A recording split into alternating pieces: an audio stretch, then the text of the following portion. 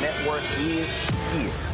Hold no punches. I'm real revolutionary right now. Support this man, Black Media. He makes sure that our stories are told. Thank you for being the voice of Black America, Roland. Stay black. I love y'all. All momentum we have now, we have to keep this going. The video looks phenomenal. See, there's a difference between Black Star Network and Black-owned media and something like CNN. You can't be Black-owned media and be scared. It's time to be smart. Bring your eyeballs home. You dig?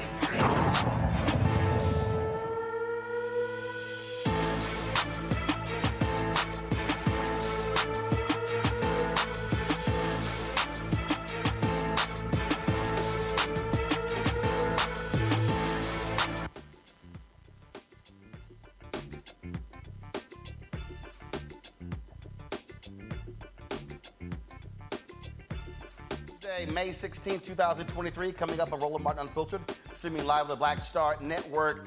We have talked about the wall of silence. ProPublica has broken down this story out with the NYPD, and not only does it show how these cops lie, it shows what happens when they will pull a black cop aside and say, yo, what you doing? And then he will go back into a hearing and lie about the truth. It is an unbelievable story. Wait until we talk to it with the reporter who broke this thing down. Also on the show, Fox News continues to be pissed off and upset because President Joe Biden talked about white supremacy in his speech to Howard University. We're going to show you when a Fox News anchor literally called Howard University graduates dumb because of his speech.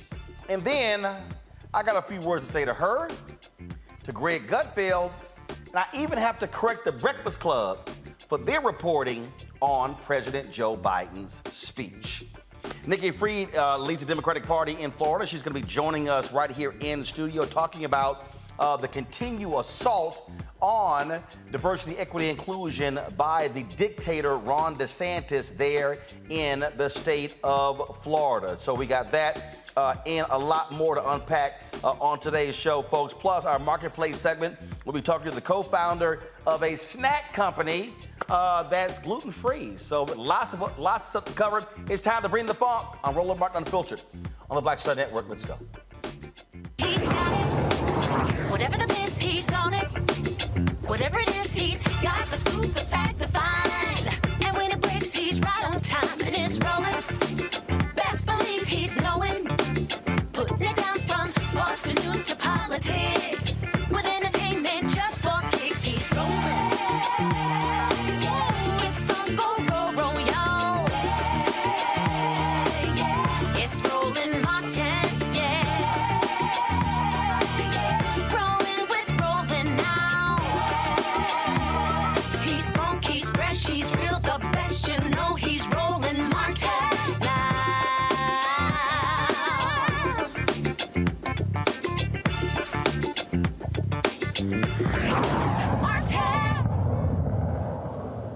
All right, 2019, Kawaski Trawick was shot by two New York Police Department officers. First of all, it was a shooting involving two officers. One of the cops, a white cop, shot him. Now, here's what's so crazy. Y'all, there's audio and there's video of the black cop, okay, telling Herbert Davis, telling Brendan Thompson not to shoot, not to do any of this. Now, here's what's so crazy. They're interviewing this dude after the fact, and he's like, yo, he was wrong. He was wrong. He was wrong. He said it all out. Then they go into a hearing, an internal hearing, and he gets on the stand and says, he was wrong. Should have shot. Shouldn't have shot. They pull the brother into the bathroom. He comes out. Yeah,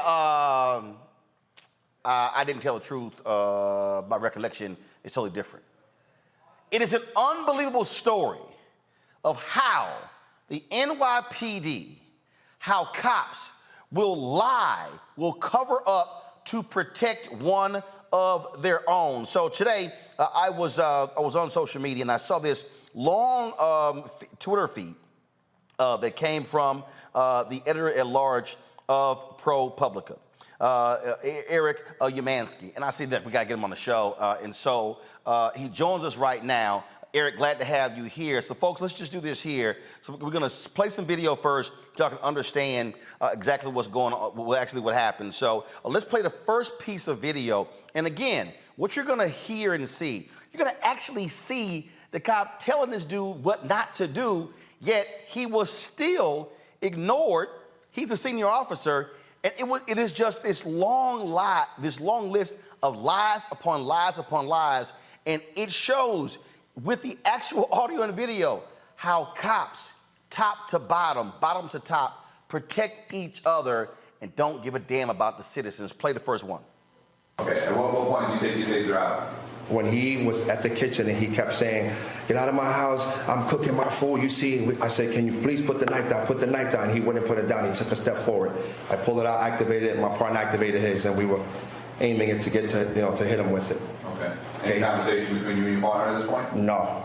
I don't think we were talking about anything. We were talking about just mainly, we were focusing on him. We didn't want to really talk about anything. We were focusing on him. Yep. Okay, folks, it's a whole totally crazy story. Eric, the thing, reading the Twitter feed, reading the story, is just unbelievable how these cops, on video, on audio, and you got them busted, they don't care.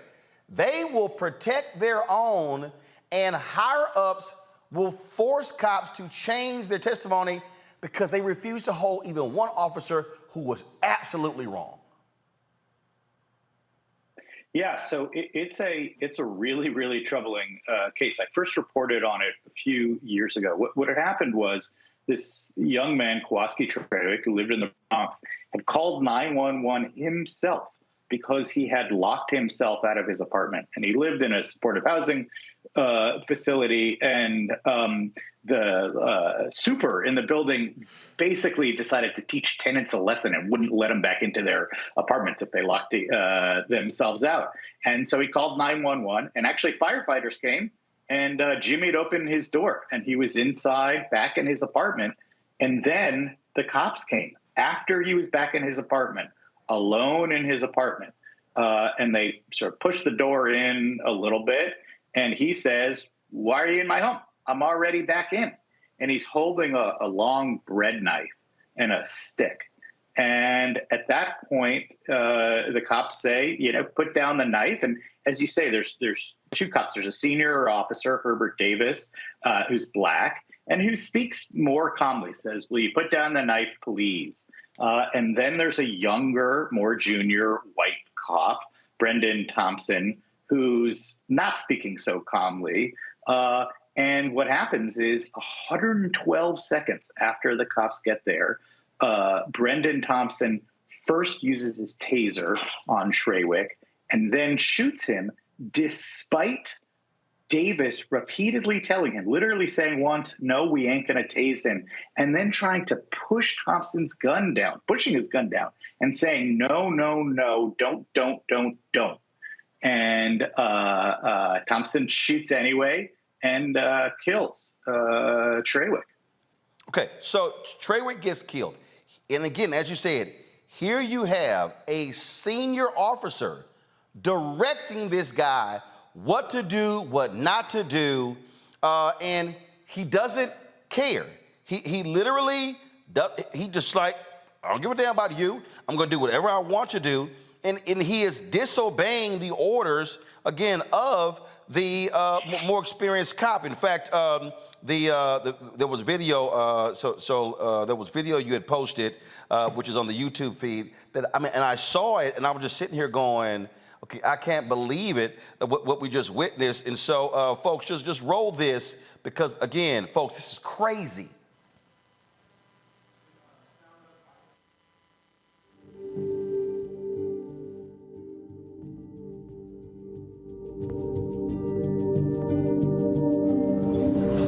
Man, let me tell you, it is beautiful, beautiful, beautiful outside.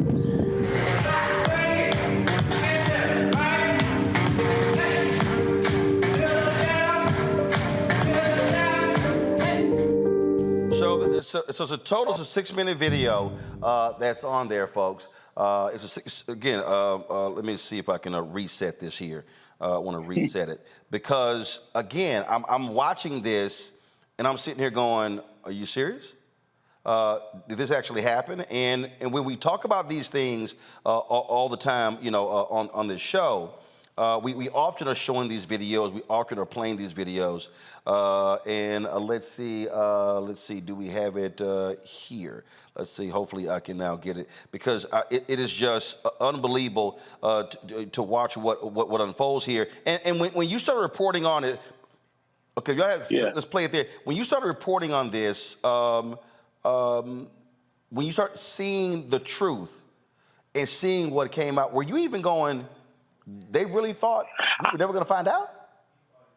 I got to tell you, I was amazed when, you got to keep in mind that, I know the video is playing in the background, the NYPD fought against this footage coming out for a year and a half. They refused to make it public. They even refused to share it with civilian oversight. investigators who couldn't even start their investigation because the NYPD refused to share any records. And then what happened is some public interest lawyers sued and won in court and got the footage disclosed. And, it showed really, really troubling stuff. But even that, it's frankly kind of hard to follow. And I actually think it's kind of quite likely a bunch of this doesn't come out. And keep in mind, and I know we're going to get to it, but it's so amazing to me that you want to stop and yeah. So here's what I'm about to do. So I'm about to play this right now, and I want people to actually see and hear what happened. Hit play. The building's on fire.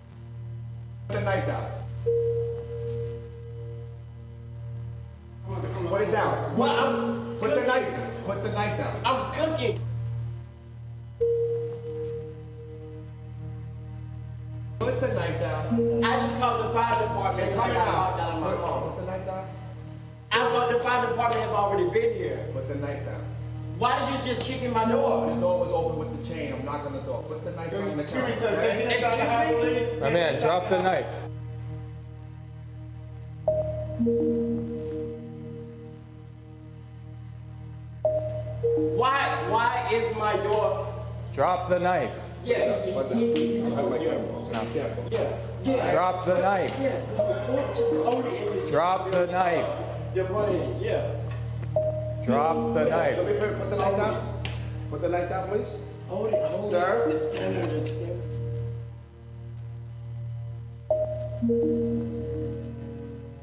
The center of the right.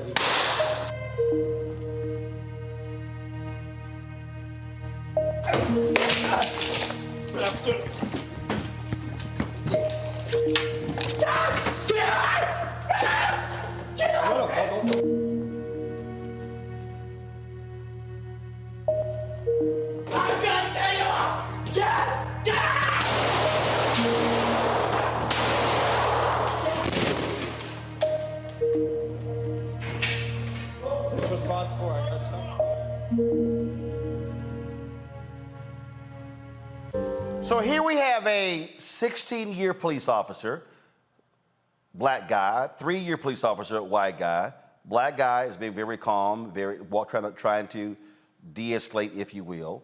You got the 3-year cop. He's got his gun out and his taser out. First of all, why did Davis have a body camera, or did he simply have one but not have it on? He had forgotten it on his lunch break.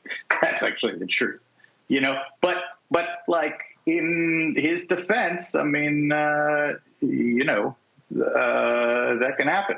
Well, look, here's the deal. That shouldn't happen because I don't think a cop will forget their badge and gun. And this is one of those, because again, this is one of those things that if we don't have the body camera footage, we don't actually see or hear any of this because you really can't see it from the hallway camera. So you see him and you hear him literally saying, put the taser down. We're not going to tase this guy. And then he pulls his gun out. But there's and here's what's so crazy to me. You look at the video, Thompson is literally in front, Davis is in front of Thompson. So if anybody's in the most danger, it's Davis. But Thompson still doesn't give a damn. He is literally ignoring the senior officer on the scene. That's right. That's absolutely right. That's 100% right.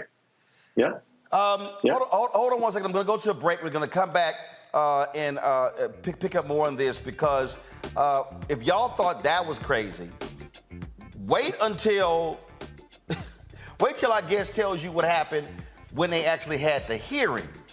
Unbelievable. You're watching Roland Martin Unfiltered on the Black Star Network.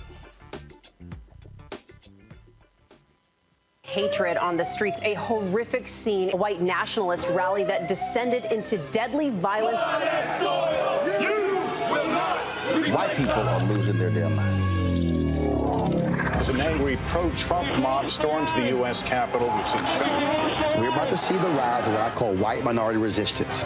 We have seen white folks in this country who simply cannot tolerate black folks voting. I think what we're seeing is the inevitable result of violent denial. This is part of American history. Every time that people of color have made progress, whether real or symbolic, there has been what Carol Anderson at Emory University calls white rage as a backlash. This is the rise of the Proud Boys and the Boogaloo Boys. America, there's going to be more of this. Here's all the Proud Boys, guys. This country is getting increasingly racist in its behaviors and its attitudes because of the fear of white people. The fear that they're taking our jobs, they're taking our resources, they're taking our women. This is white fear.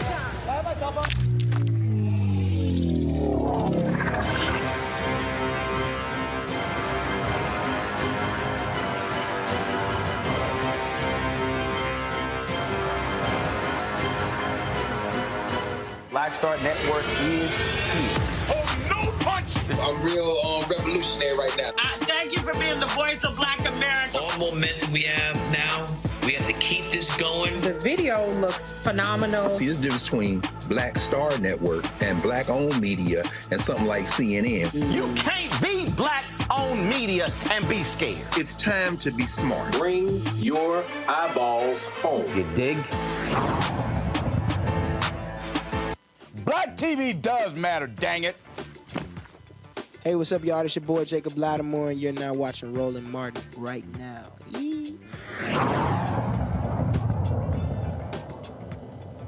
All right, welcome back. Eric Yamansky with ProPublica, editor at large. We're talking about this unbelievable case, y'all, out of New York. It was a shooting 4 years ago. So Eric, all right, so Trawick gets shot. He's killed. 4 fired shot, 2 hit him in the chest. Now it's time for the investigation. Yeah, share with folks that's what you call it. How shameful this investigation was.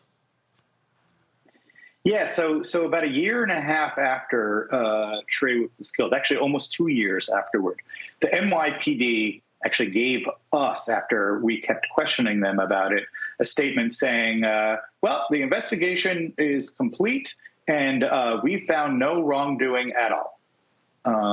And I was like, well, how does that work? And the answer to that is, we're not telling you. They wouldn't say anything about it. And then with my colleague, Mike Hayes, got some really amazing documents and audio about what actually the investigation consisted of. So we got this audio interviews of Davis and Thompson being interviewed by NYPD investigators. And it's really remarkable. And the reason it's so remarkable is because what the investigators don't ask them about. They don't ask them about the fact that Davis had tried to stop his partner from tasering and then shooting Trawick, even though it's on footage. And, we could see it and we could hear it. They literally never asked them about it. They interviewed each of them for a half an hour once. They interviewed Thompson about it. They waited 7 months and gave him the footage to review first before they interviewed him. Yeah. Hold on. So they interviewed Thompson 7 months after the shooting, and before they interviewed him, they said, hey, he watched the footage first and then tell us what happened? That's right. You got it. That's correct. Yep. Okay. So then, then this thing goes to some internal NYPD, sort of like the tribunal, that's not public, right? Mm-hmm. Yeah. And the NYPD says, basically, okily dokily, no problem at all, clears the officers. But in New York City, right? Yeah. Go ahead. Yeah.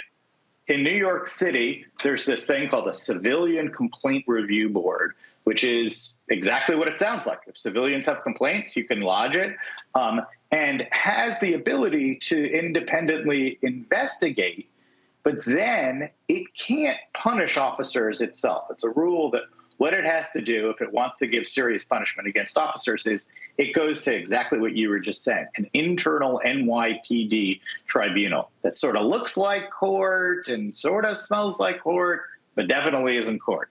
So they have this hearing, and Davis testifies. What does Davis say first? So it's pretty amazing, and I wish we had a recording of this, but the NYPD doesn't allow recordings at its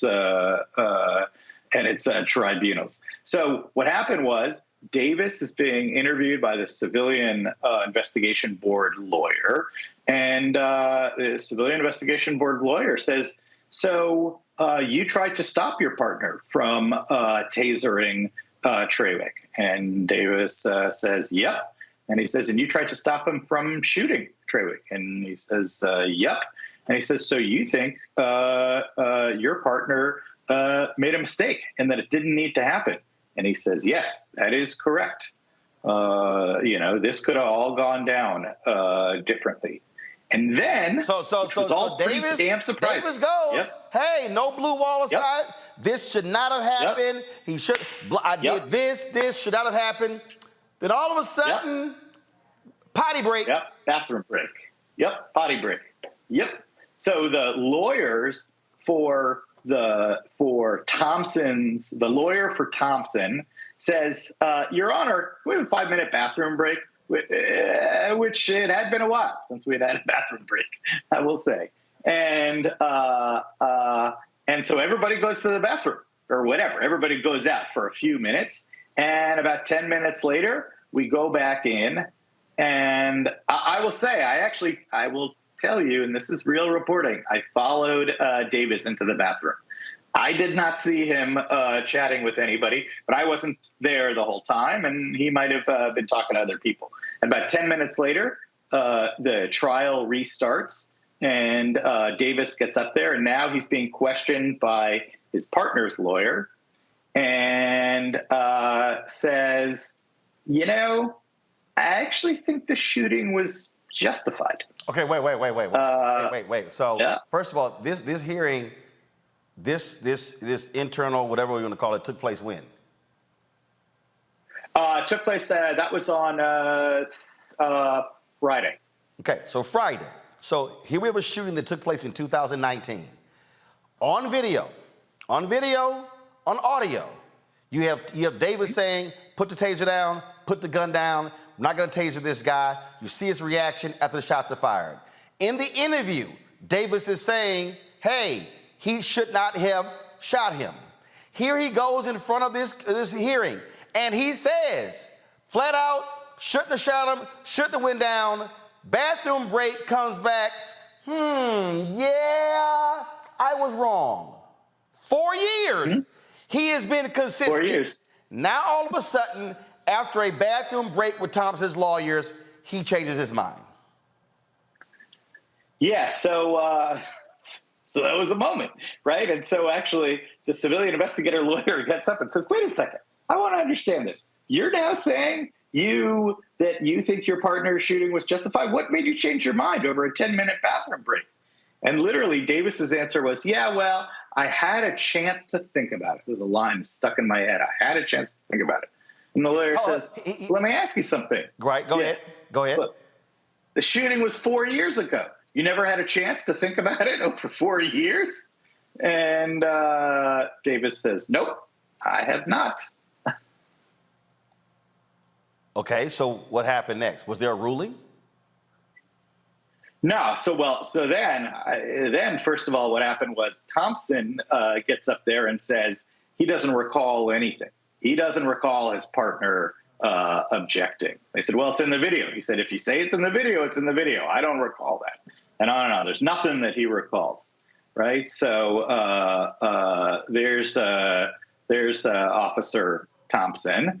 And what happens next is the judge, and this is a person who actually works for the NYPD commissioner, will issue a ruling, which is actually a recommendation which goes to the NYPD commissioner, who can decide whatever they want, whenever they want it.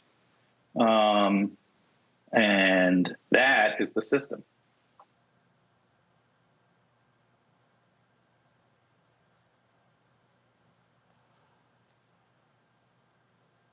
You mean to tell me 4 years after a shooting, 4 years after we have hallway camera, body camera, audio interview, NYPD clears them, civilian board, or whatever you want to call it, has this hearing, which is basically completely governed by the NYPD, so it ain't civilian. You can't record it, audio or video. Davis, 16-year black cop, flips his story. Oh, now I have to think about it. And these guys are still being paid. They've been on the force. Have both of them been on desk duty, or have they still been on the street? No, they are both still on the street, including Officer Thompson, who, by the way, has had complaints against him for undue use of force since shooting Trawick. Have we heard anything from Mayor Eric Adams? Anything from the commissioner? Have we heard anything? All of these people who keep talking about, you know, what's right and just. Has anybody said, hey, this is bullshit? So you've had, you know, city council, the speaker of New York's city council has spoken up about it. Jemima Williams has spoken up about it, but has the mayor of New York City, Eric Adams? Not that I'm aware of. Wow. Ain't that quite interesting? Eric, keep us abreast of what happens. As you said, there's no timetable when the decision is going to be made. That's right. Yeah. Wow. Yeah. All righty. Yeah. All right. We appreciate great reporting here, Eric. Thanks a lot. Thank you for having me. I appreciate it. Got to go to a break. We come back. I'm going to talk about this with my panel. Unbelievably crazy. Folks, if you're on YouTube, hit the like button, please. See y'all commenting. Hit the like button, please. Say a thing if you're watching the OTT app. Don't forget, download the Black Star Network app, Apple phone, Android phone, Apple TV, Android TV, Roku, Amazon Fire TV, Xbox One, Samsung Smart TV. Support our Bring the Funk fan club. Your dollars make it possible for us to do this show every single day. Check your money order. Go to P.O. Box 57196, Washington, D.C. 20037, that's 0196. Cash App, $ RM Unfiltered. PayPal, R Martin Unfiltered. Venmo is is RM Unfiltered. Zelle, Roland at RolandSMartin.com. Roland at RolandMartinUnfiltered.com. You also have my book. Be sure to get my book, White Fear: How the Browning of America is making white folks lose their minds. Of course, you can get the book at bookstores nationwide. Of course, Ben Bella Books, Amazon, Barnes & Noble, IndieBound, Bookshop, Chapters, Books A Million, Target. You can also, of course, download your copy on Audible. The panel is standing by. I see you, Mustafa. I see you, Toron. Stand up, Randy. I see you. Come on, give me a shot of them, y'all. All right, give me a 3-shot. There we go. Panel is there. They ready to roll. I know they got lots to say about what the hell we just heard. You're watching Roland Martin Unfiltered on the Black Star Network. That was a pivotal time. I remember Kevin Hart telling me that. He's like, man, what you doing, man? You got to stay on stage. And I was like, yeah, man, I'm young, thinking, like, I'm good. And he was absolutely right. What show was the other time? This was one-on-one. Got it. During that time. So you're doing one-on-one, going great. Yeah. You making money. You like. I'm like, I don't need to leave. I don't need to leave from Wednesday, Thursday to Sunday. I didn't want to do that. It was just like, I'm gonna stay here. Or I didn't want to finish work Friday, fly out, go do a gig Saturday, Sunday. I was like, I don't have to do that. And I lost a little bit of that hunger that I had in New York. I would hit all the clubs, run around. Sometimes me and Chappelle or me and this one or that one, we'd go to the Comedy Cellar at 1 in the morning. And that was our life. We loved it. You do 2 shows in Manhattan, go to Brooklyn, leave Brooklyn, go to Queens, go to Jersey. And I got complacent. I was like, I got this money, I'm good. I don't need to go chase that, because that money wasn't at the same level that I was making, but what I was missing was that training. Yes. Was that. And it wasn't the money. It was the money. It was that's what I needed.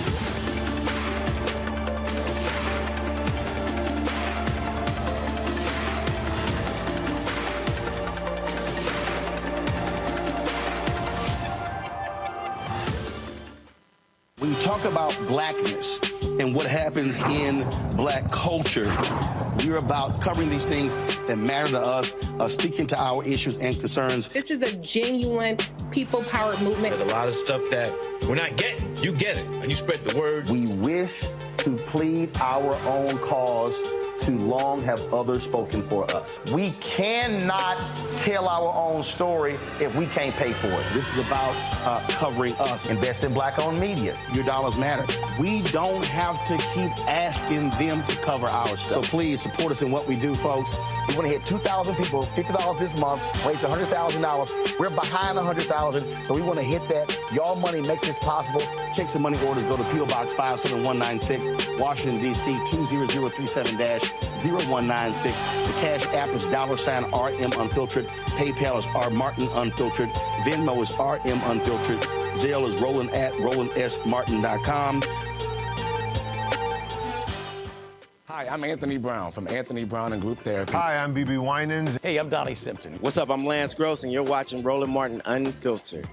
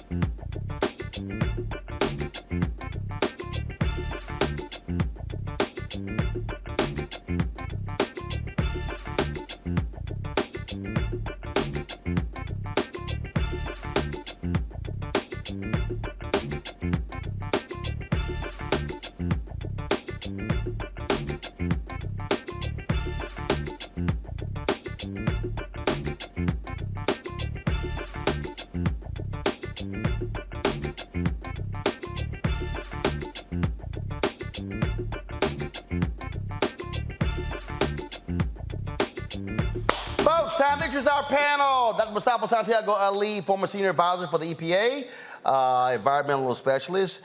We have, of course, Randy Bryant, the disruptor, the DEI disruptor.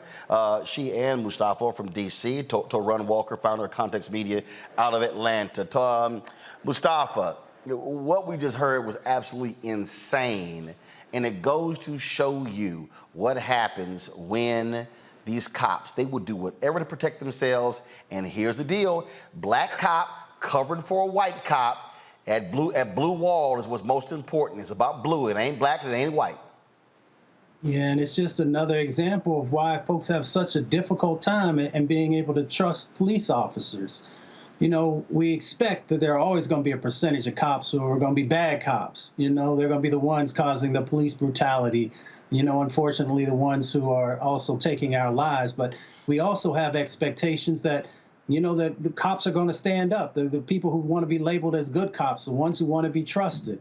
And it gets even worse because this is actually built into the system. Lying is built into the law enforcement or policing system, if you really understand what's going on. You know, police officers lie during investigations when they're out there trying to gather facts and trying to move people in one direction. When you take folks into the interrogation room, we know that there's lying that happens there. We saw in the Breonna Taylor case that there was lying also that happened in relationship to the arrest warrants. So, you know, we continue to see this time and time and time again.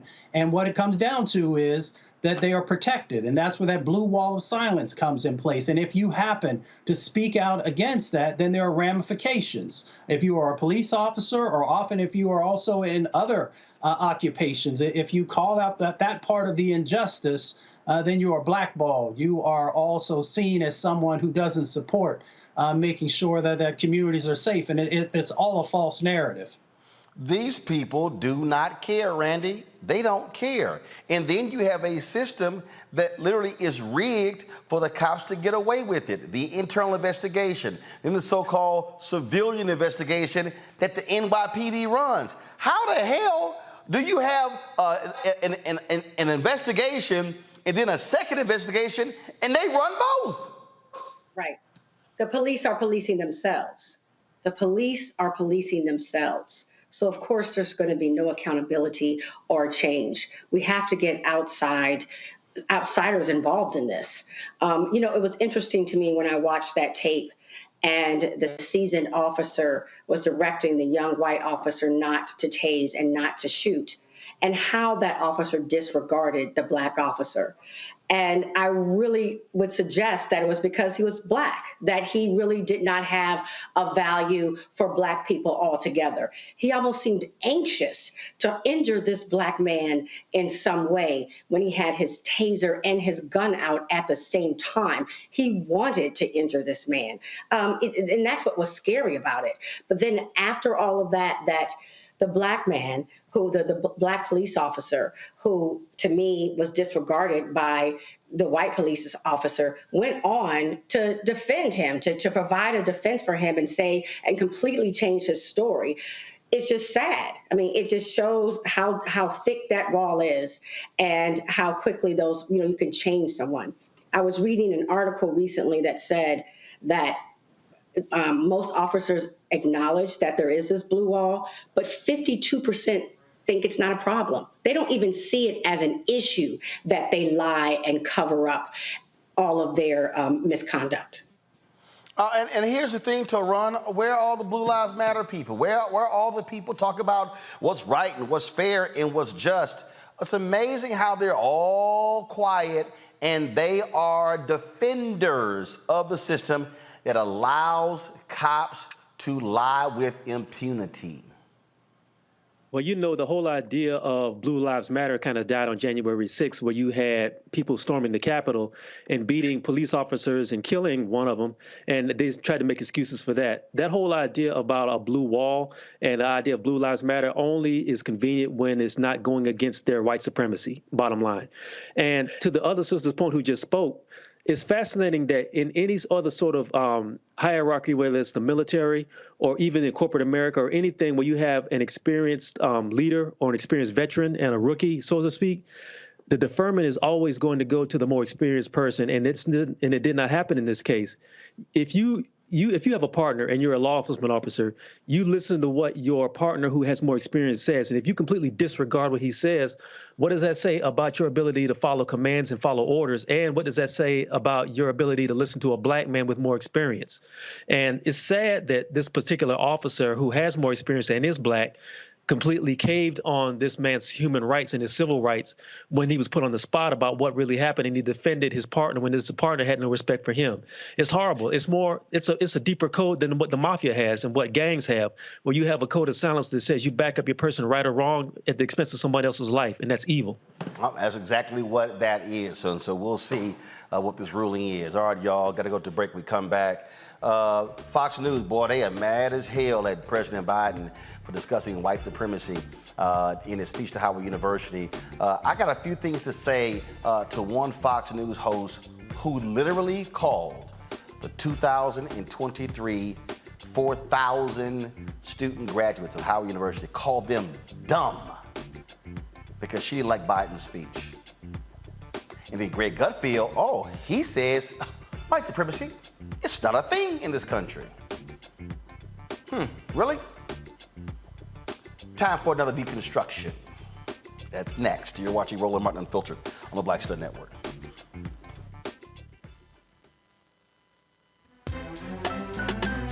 I'm Faraji Muhammad, live from LA.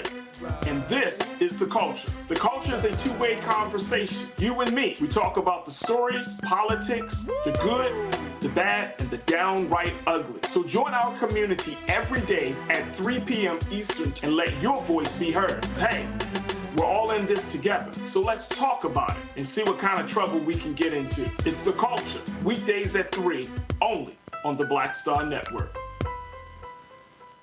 Next, right here on The Frequency, the woman they call the Gifted Eye, hip-hop celebrity photographer Cory Soldier. She's the master storyteller that captured the history of hip-hop through the lens of her camera. Tupac comes out, the next thing you know, you didn't know who they were at first. You just seen all these dudes just come rushing the stage. Then you realize Biggie gets a bottle of champagne, he pops it open, sprays it on the crowd, he drinks the bottle. Cory Soldier, the hip-hop celebrity photographer, joining me right here on the next episode of The Frequency on the Black Star Network. On the next, A Balanced Life with me, Dr. Jackie. What does it mean to actually have balance in your life? Why is it important and how do you get there? A masterclass on the art of balance. It could change your life. Find the harmony of your life. And so what beat can you maintain at a good pace? What cadence can keep you running that marathon? Because we know we're going to have, high levels, we're going to have low levels, but where can you find that flow, that harmonious pace? That's all next on A Balanced Life on Black Star Network.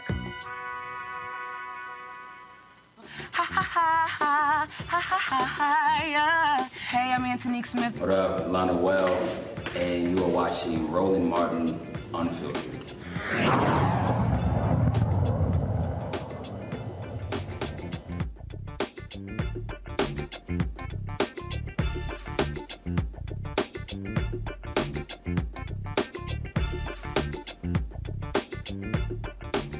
All right, folks, yesterday you saw how I had to sit here and just destroy Harris Faulkner and the rest of those fools and outnumbered who straight up lied about President Joe Biden's speech to Howard University at the commencement on Saturday. And it seems that after his speech, it really pissed off the entire Fox ecosystem, which means that they sent out the talking points, attack Biden on him attacking white supremacy. That's typically what happens when you see all the Fox shows repeating the same talking points. So Fox and Friends the day after, you have Rachel Campos Duffy, Peter Hegseth, and Will Cain. They were talking about his speech and listen to the sheer hatred and stupidity that comes out of these fools' mouths. President of the United States gave a commencement address yesterday at Howard University. Everybody stretch. Talk about Yawn, crack your neck, do what you got to do. Do your meditations, your daily affirmations, your prayer. What's happening? Another week is upon us. Come back to me, come on. All right, first of all, guys, you playing Breakfast Club audio. So here's the deal. Let's go to the Fox video, okay?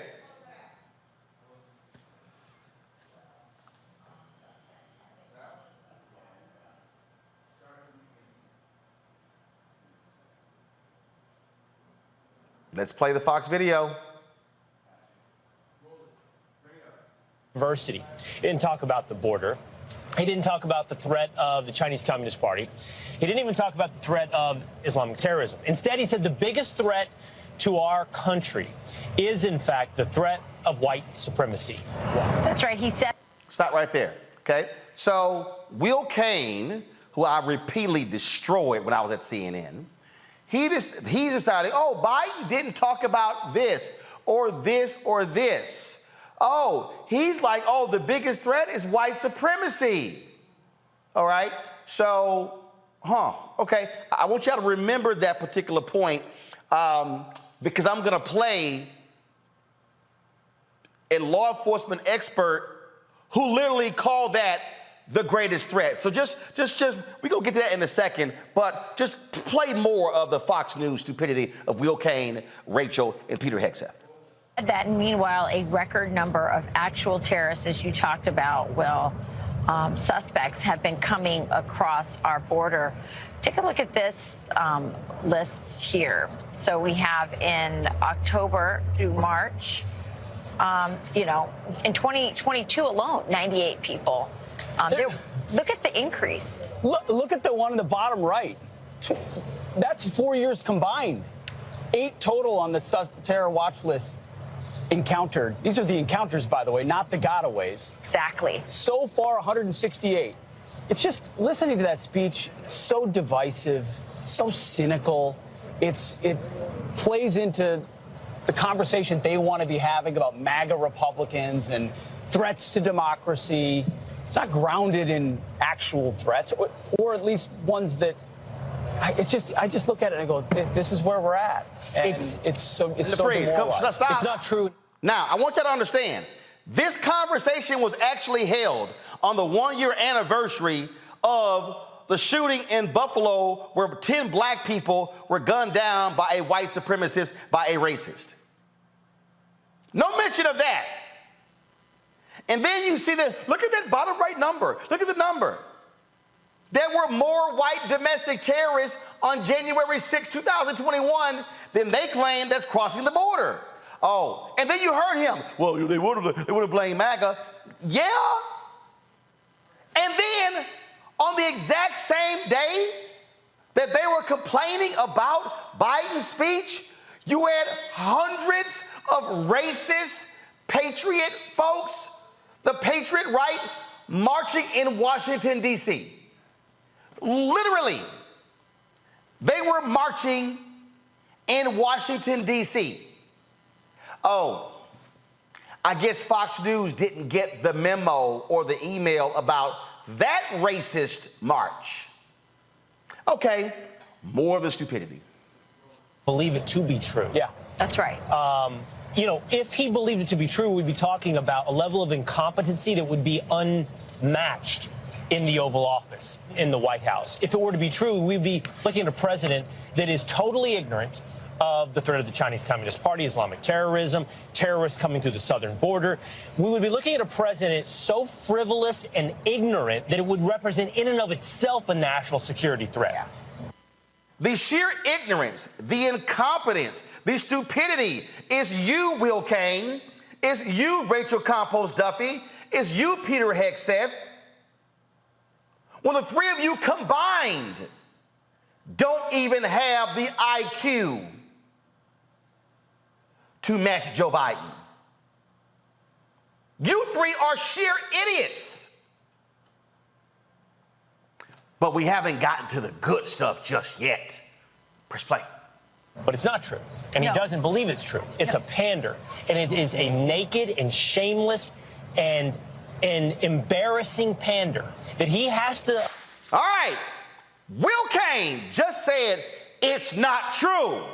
I want y'all to put a pin in that video right there. And I want y'all to right now play. Here's the video of the director of the Federal Bureau of Investigation, Christopher Wray, speaking about white domestic terrorism and the threat to the homeland. We're also keeping our eye on domestic terrorism from people who've come up with their own customize belief systems and hope to advance them through violence. We have, through the third quarter of this fiscal year, had about, give or take, 100 arrests in the international terrorism side, which includes the homegrown violent extremism. This year. This year. But we've also had just about the same number, again, don't quote me to the exact digit, on the domestic terrorism side. And I will say that a majority of the domestic terrorism cases that we've investigated are motivated by some version of what you might call white supremacist violence, but it includes other things as well. A huge chunk of those domestic terrorism investigations involve racially motivated, violent extremist motivated terrorist attacks. And the majority of those, of the racially motivated, violent extremist attacks, are fueled by some kind of white supremacy. And I would say that the most lethal activity over the last few years has been committed by those type of attackers. It used to be that some angry, demented guy living in mom's basement, not that there's anything wrong with that, in one part of the country is now able to communicate with the similarly angry guy in grandma's attic in another part of the country, and they get each other spun up now. And how to separate who's being aspirational versus who's being intentional. It won't shock you to learn, and hopefully not other members of the committee, that the amount of angry, hateful, unspeakable, combative, violent even rhetoric on social media exceeds what anybody in their worst imagination is out there. Terrorism moves at the speed of social media, and you have the ability of lone actors disgruntled in one part of the country to spin up similar like-minded individuals in other parts of the country and urge them into action. Here we have the head of the FBI laying out the sheer threat of white domestic terrorism.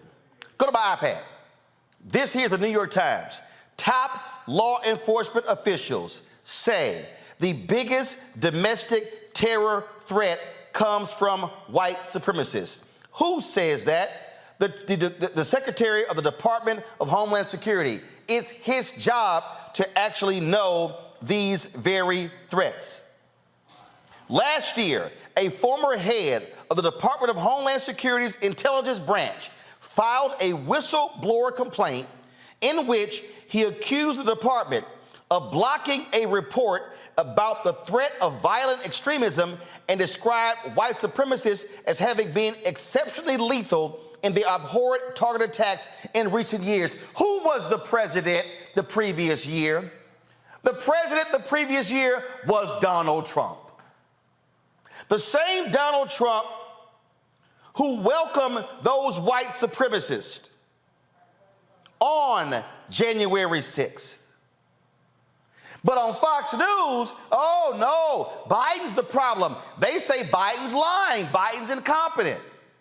The same Biden who spoke about the threat of white supremacy in his State of the Union address this year, in his address to Congress, the joint session when he first got there.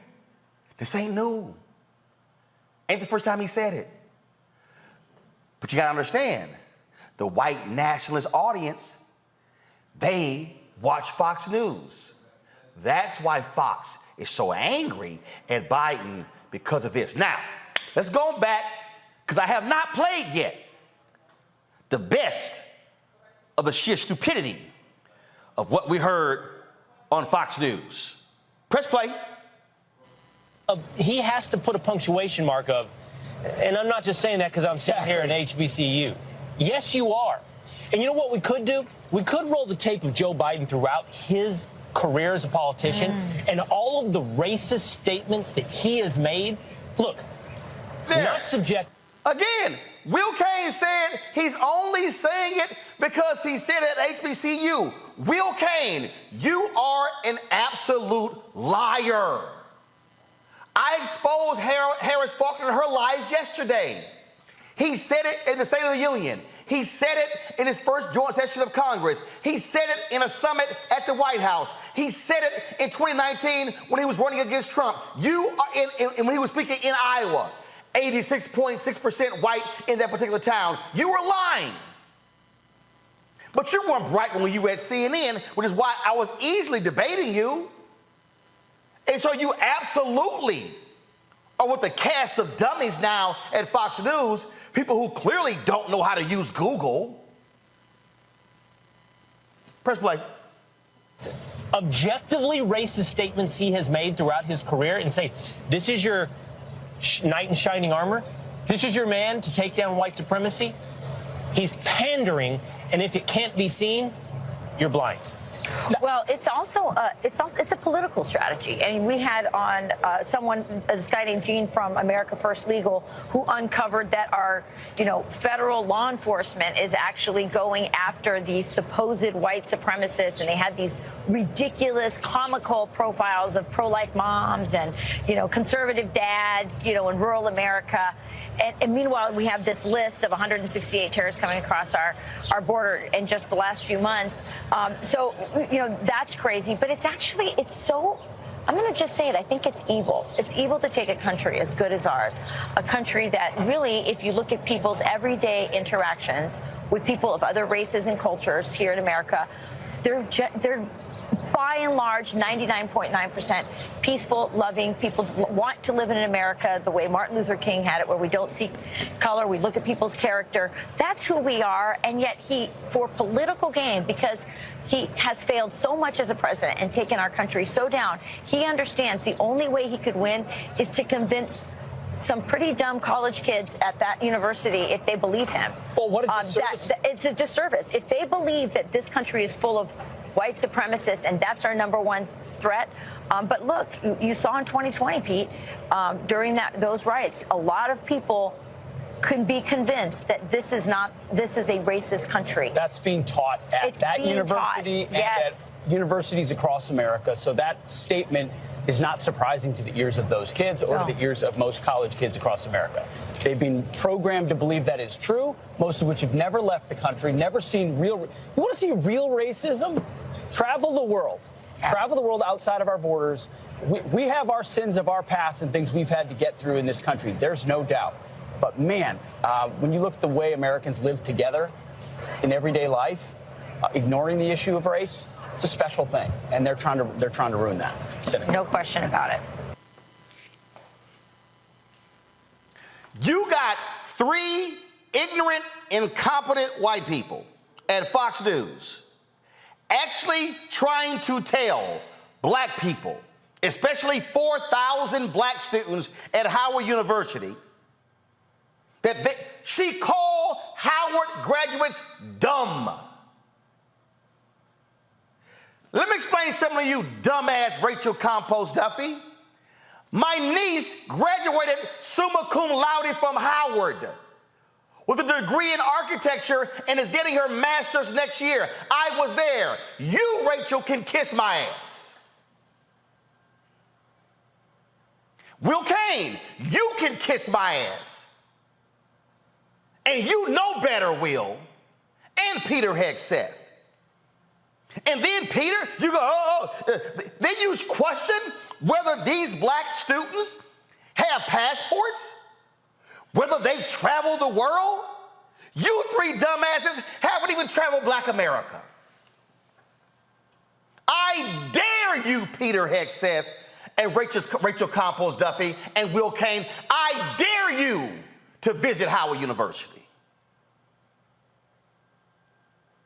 They don't know racism when those students were subjected to bomb threats. Today, Jackson State University was closed down because of a bomb threat. Numerous HBCUs across America endured bomb threats, and you 3 assholes have the audacity to say they know nothing about racism?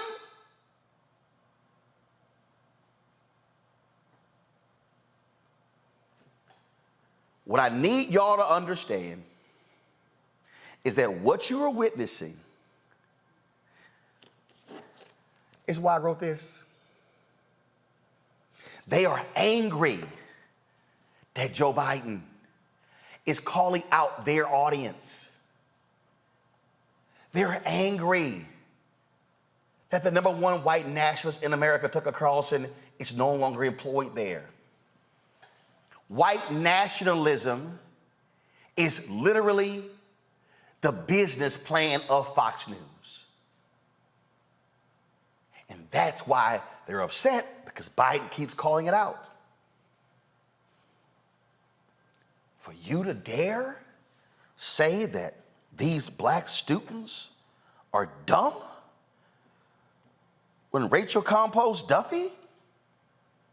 How did you get your job? Because your ass was on Big Brother. You don't know a damn thing. You have no real experience. And Will Kane, now you and I both know you a lightweight. Now, Will, we debated at CNN numerous times. Yeah, you from Texas. You went to the University of Texas. But Will, you are a lightweight, which is why Bomani destroyed you at ESPN, which is why Stephen A. Smith destroyed you at ESPN. But among the faithful at Fox News, you're a bright, shining light. Because we all know all of them ain't bright bulbs in a dark-ass room.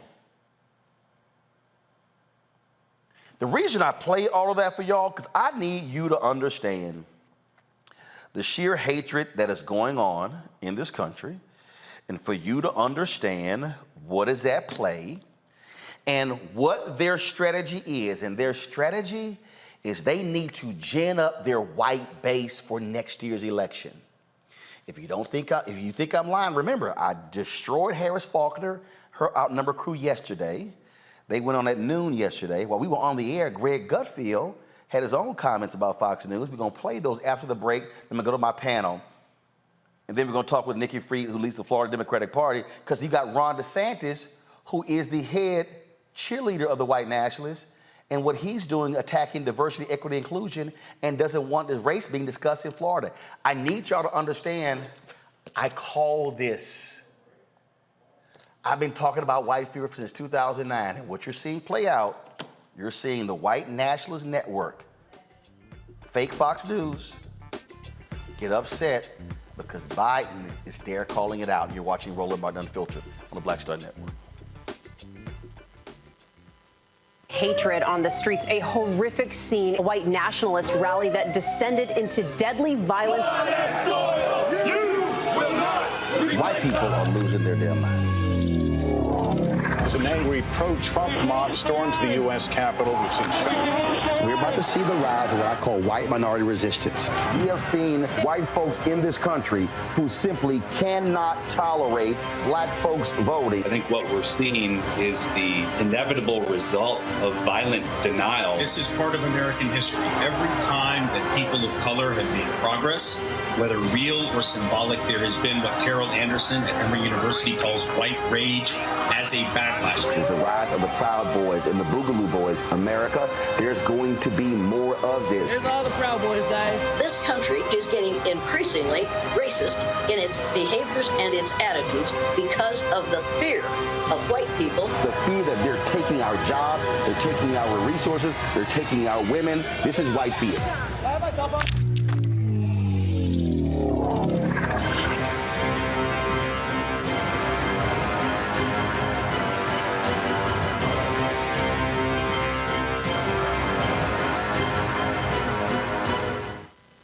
On a next, A Balanced Life with me, Dr. Jackie. What does it mean to actually have balance in your life? Why is it important and how do you get there? A masterclass on the art of balance. It could change your life. Find the harmony of your life. And so what beat can you maintain at a good pace? What cadence can keep you running that marathon? Because we know we're going to have, high levels, we're going to have low levels, but where can you find that flow, that harmonious pace? That's all next on A Balanced Life on Black Star Network. What's up? What's up? I'm Dr. Ricky Dillard, the choir master. Hi, I'm Amber Stevens-West from The Carmichael Show. Hi, my name is LaToya Luckett, and you're watching Roland Martin Unfiltered.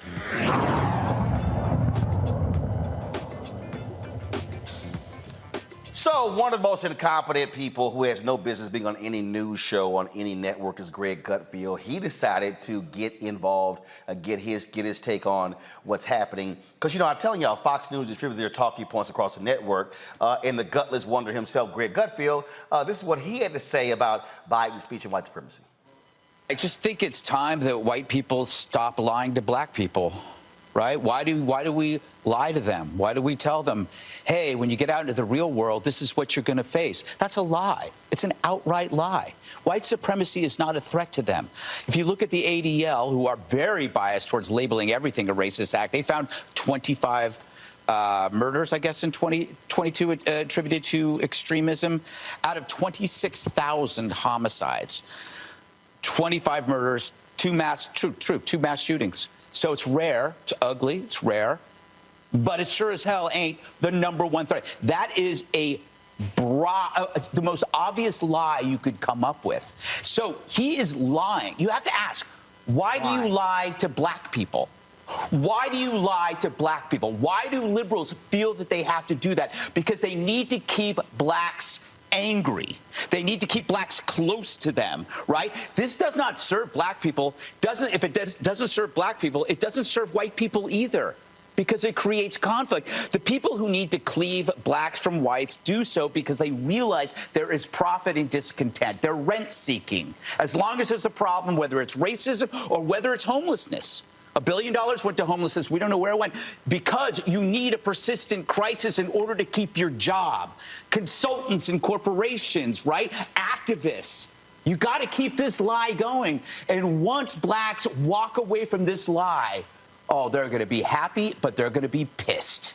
And I'm so going to be there for that.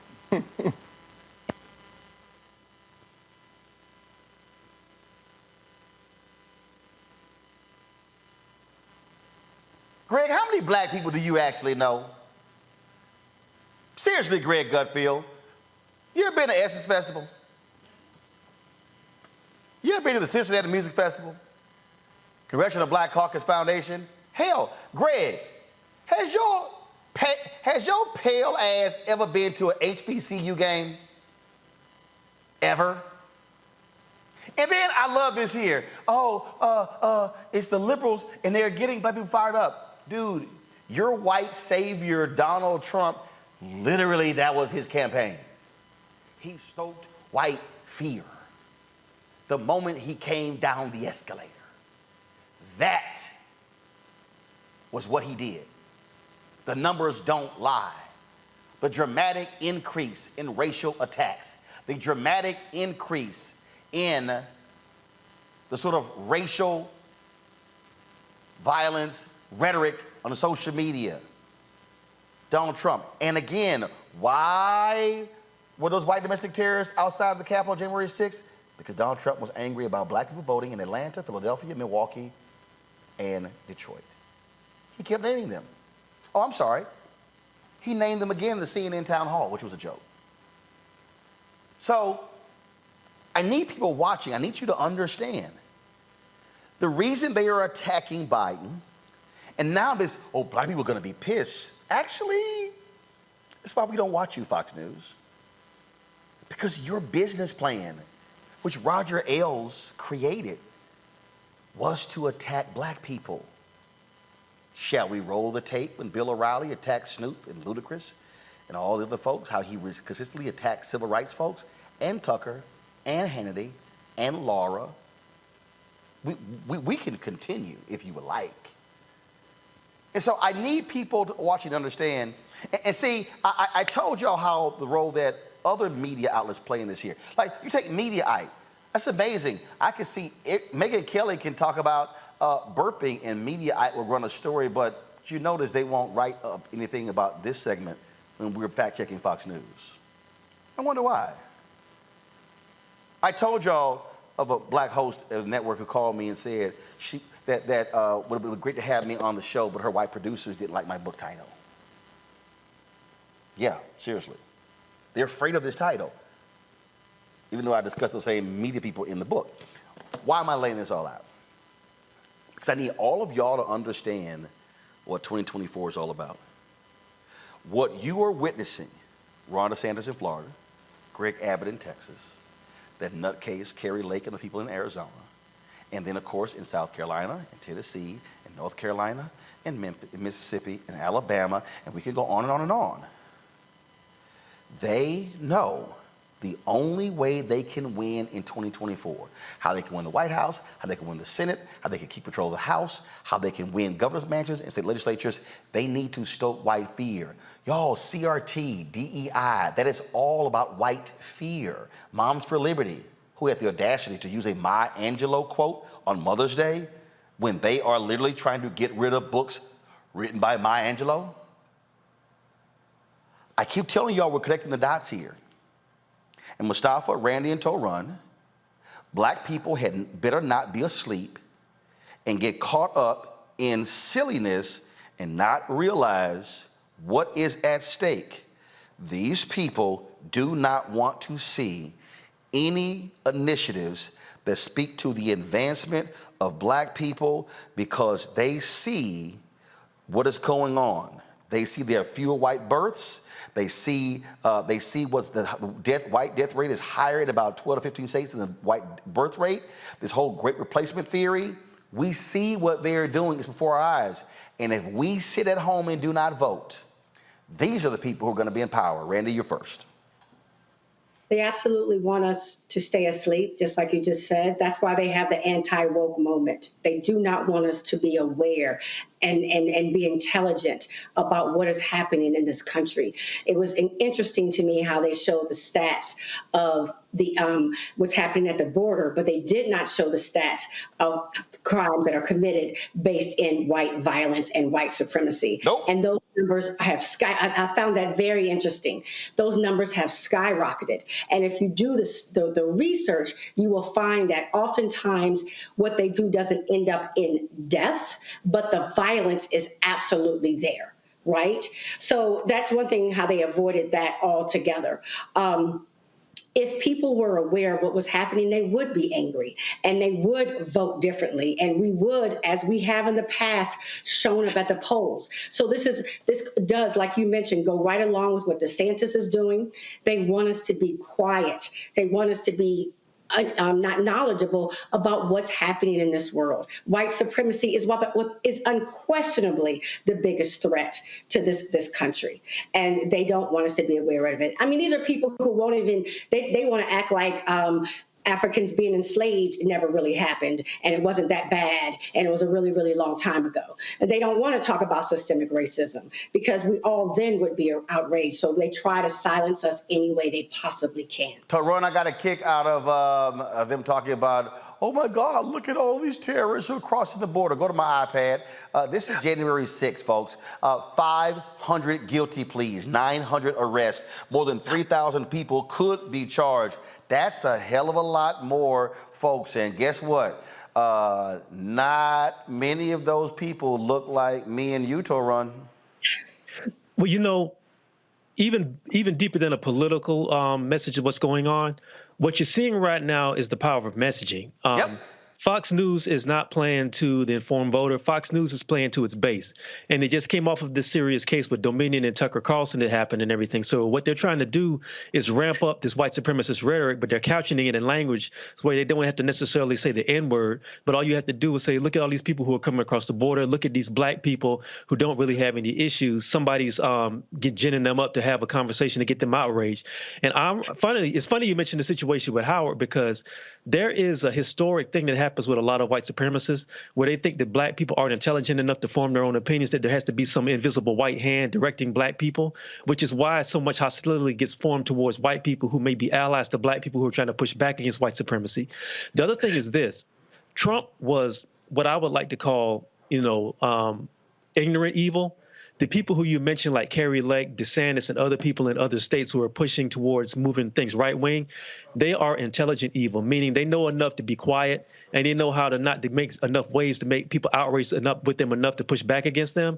That makes them more dangerous. And all this stuff is couched in racist language, is couched in racist rhetoric. And the danger is, and which I talk about a lot, is that I think there's an opportunity for the DNC to be forward thinking, to say that, look, President Biden had called out white supremacy. This is a messaging that we can seize on so we can say that these are things that need to be fought against and this is what we stand for. So I think it's very dangerous if people don't get behind this and say that we are pushing back against this and we're not going to let people control the narrative. And right now I don't see that. It's very dangerous. But see, Mustafa, again, I need people to understand Fox News is the tip of the spear. They are the leader. And so when Biden gives his speech on Saturday, and again, this ain't the first time Biden has given a speech discussing white supremacy. I laid it out yesterday. He did it in Iowa in 2019 in a town that's 87% white, 8.5% black. Trust me, wasn't that many of us at that damn speech, okay? He did it again in his first speech, the joint session of Congress in 2021. Did it again in the State of the Union speech this year. Did it again at a summit that was held in the White House with a lot of white people in the audience. So when Harris Faulkner yesterday was like, Biden has never, I bet he wouldn't say this in front of white people. He has.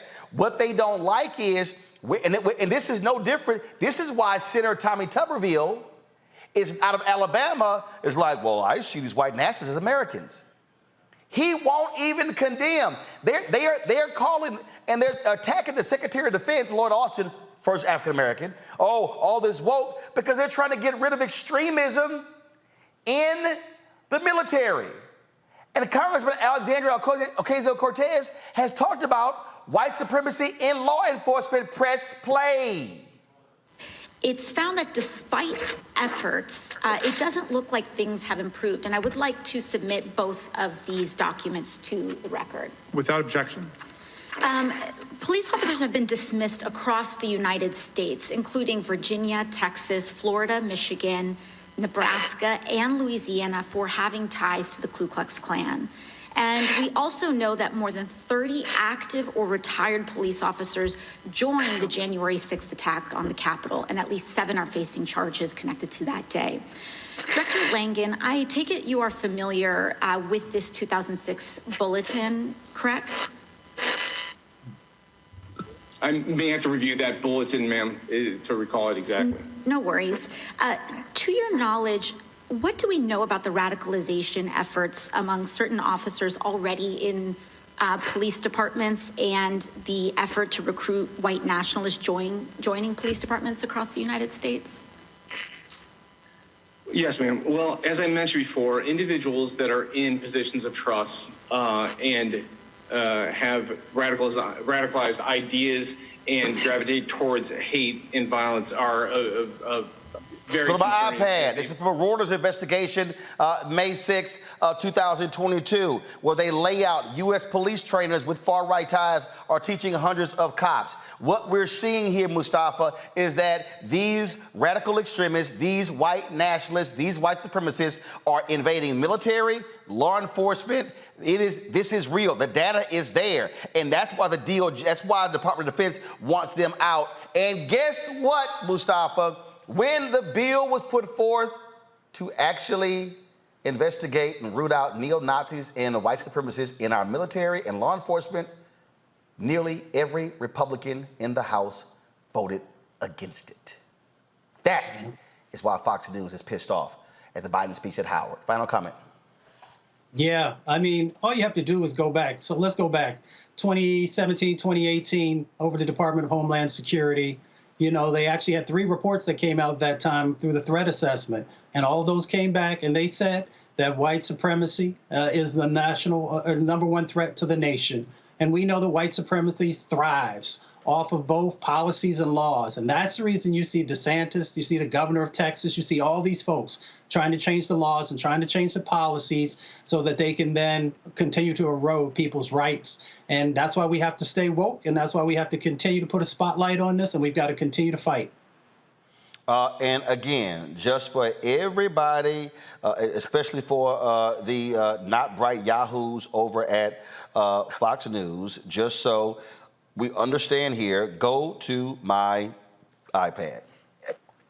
This is called a fact check.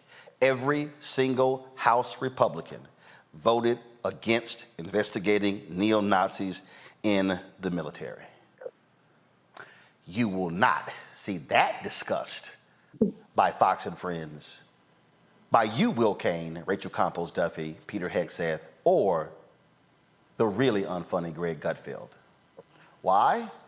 Because you will not discuss something when it's actually your audience. You're watching Roland Martin Unfiltered on the Black Star Network. When we come back, we'll talk with the head of the Democratic Party in Florida, Ron DeSantis. He is at ground zero of leading this attack, and what he's doing in Florida, he wants to do for the country. Back in a moment. When you talk about blackness and what happens in black culture, we're about covering these things that matter to us, speaking to our issues and concerns. This is a genuine people-powered movement. There's a lot of stuff that we're not getting. You get it, and you spread the word. We wish to plead our own cause. Too long have others spoken for us. We cannot tell our own story if we can't pay for it. This is about covering us. Invest in black-owned media. Your dollars matter. We don't have to keep asking them to cover our stuff. So please support us in what we do, folks. We want to hit 2,000 people, $50 this month, raise $100,000. We're behind 100,000, so we want to hit that. Y'all money makes this possible.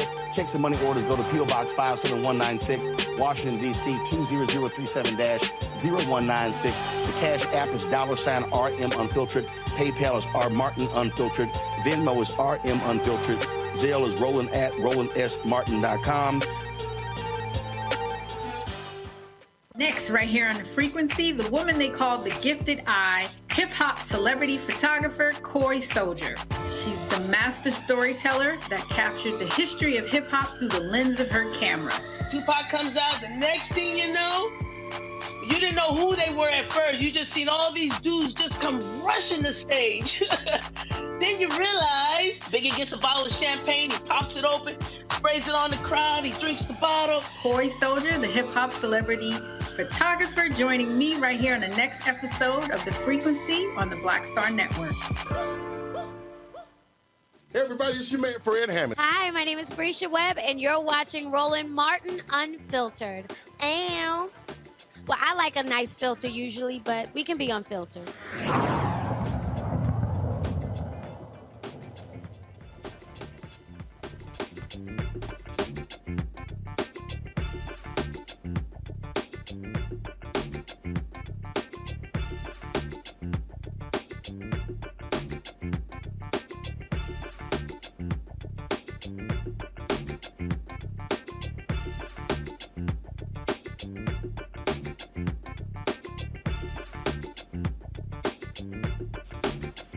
All right, so all the stuff that you saw me just lay out that Fox News cannot stand being talked about, we're seeing happen in real time in Florida.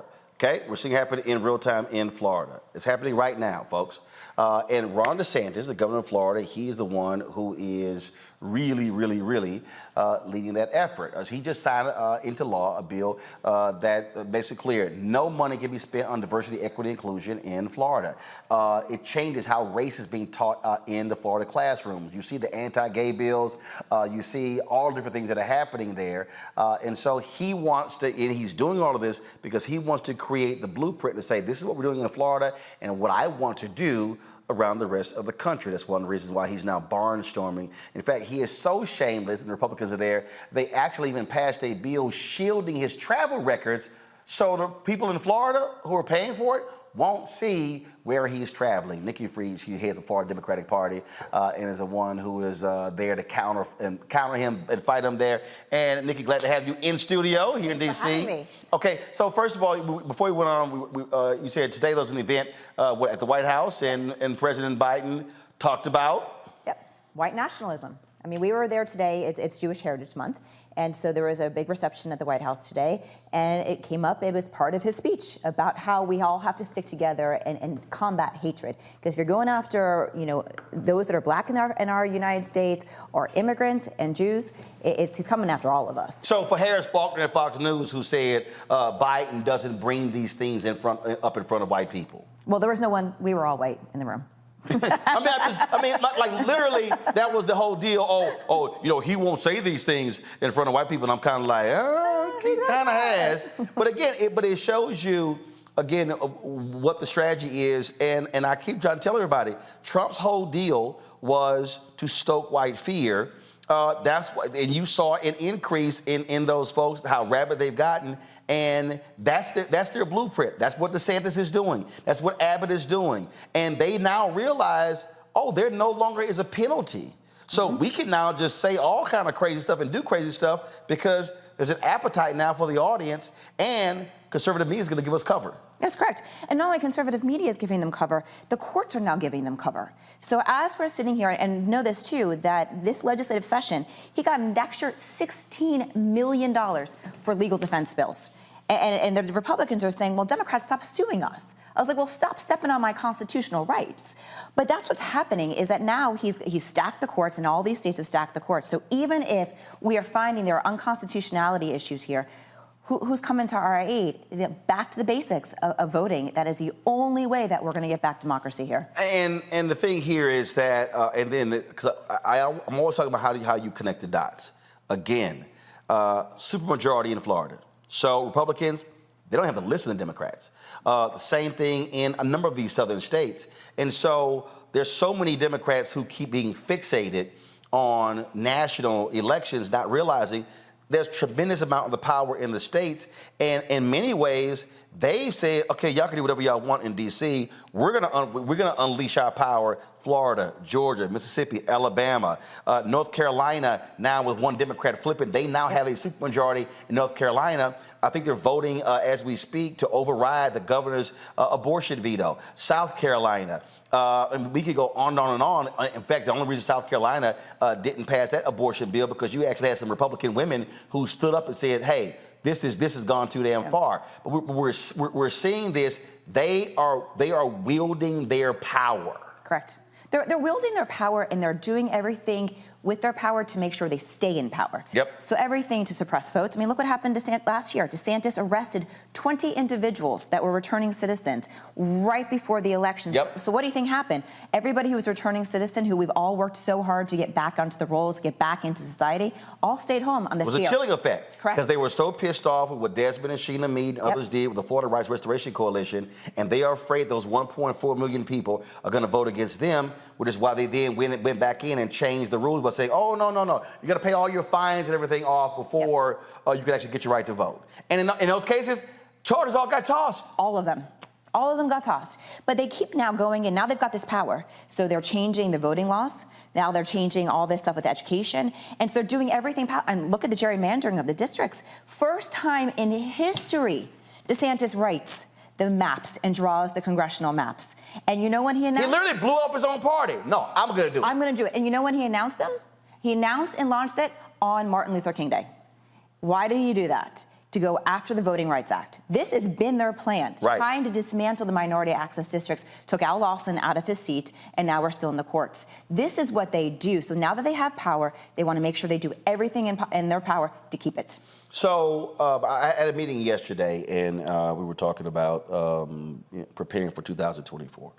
And the thing that I have said to Democrats, to progressives, to all the people who are trying to oppose what we're seeing, I said, folks, you can't be waiting for May of 2024. You can't be waiting for January. I said, there should be right now massive voter education. Explain to people, one, what the opposition is doing, two, what Democrats have accomplished, three, what they plan to accomplish, and laying the stakes out, what will happen. This is what America will look like, or what the state will look like if these folks continue to do more. We saw how they silenced the folks in Tennessee. They silenced the transgender elected official in Montana. They silenced the non-binary woman in Oklahoma. They're using their power to say, you can't even talk. And you know what the crazy part is? They're doing it under the church. They're doing it all under religion. And that so many of the speeches that I've heard, God told me to do this. This is all about God. You know, I believe in a God that, you know, wants equality, justice, you know, making sure that you're respecting one another. But this is their game plan. It is to shut out everybody who is in opposition. That is not what democracy is about, and that's not how this country was built. This country was built on giving everybody an opportunity, and truthfully, that's not how it started. But that's how we are every single day trying to make this a more perfect union. And yes, we've got to be starting now, talking to everybody in our state, in our country, of what is happening on the ground and the impact of these elections. And you're right, local elections, state elections are much more impactful than what's happening in Congress. So how are you trying to reach that disaffected voter, trying to reach that independent white voter, trying to reach that disaffected black voter, because Florida is a perfect example of how those things have disintegrated. What used to be a blue state then became a purple state, now in very much as a red state, and so the people have simply said, I mean, they just totally just checked out. Yeah, I mean, it's going back onto the ground. I mean, that is something that you always have to do. That knocking on doors and being able to have that one-on-one conversation is really what is so essential here. And unfortunately, the Democratic Party in Florida didn't do that for the last couple of election cycles. And so now we're having to play catch-up, that all of the narrative, Ron DeSantis has taken all the oxygen out of the room in Florida. And so to have a conversation, I mean, I was out there, pounding the pavement for years. The first time that I called him a dictator was in March of 2020. Everybody thought I had lost my mind. Oh my God, she's called him a dictator. I said, you're right, I'm watching what is happening. And so we have to get back onto the ground, back onto door knocking, having those conversations, going to areas where we haven't been in many, many years, and to have those conversations about what exactly is happening to our state and to our country. And God forbid that Ron DeSantis becomes president of the United States. You and I are going to end up in jail somewhere because he's going to use the power of the police to do something to take away our rights. And I don't think if people say, oh, that's hyperbole. No, it is abundantly clear what their strategy is. Hold tight 1 second. We come back. We're going to bring our panel. They got their questions. They can ask Nikki as well. Again, folks, I'm telling y'all, understand they are executing their game plan. And if you think what is happening in Florida, in Texas, and Mississippi, in these places, they're just one-offs, then you must be in a coma. Folks, be sure to support us what we do. Download the Black Star Network app, Apple phone, Android phone, Apple TV, Android TV, Roku, Amazon Fire TV, Xbox One, Samsung Smart TV. Of course, you can also support our Bring the Funk fan club. Your dollars make it possible for us to do what we do. Check in money orders. Go to P.O. Box 57196, Washington, D.C. 20037. That's 0196. Cash App, $RM Unfiltered. Of course, PayPal, R. Martin Unfiltered. Venmo is RM Unfiltered. Zelle, Roland at RolandSMartin.com. Roland at RolandMartinUnfiltered.com. And of course, be sure to get a copy of my book, White Fear, How the Browning of America is Making White Folks Lose Their Minds. That cover image from January 6th as a reason why it is there. We'll be back in a moment.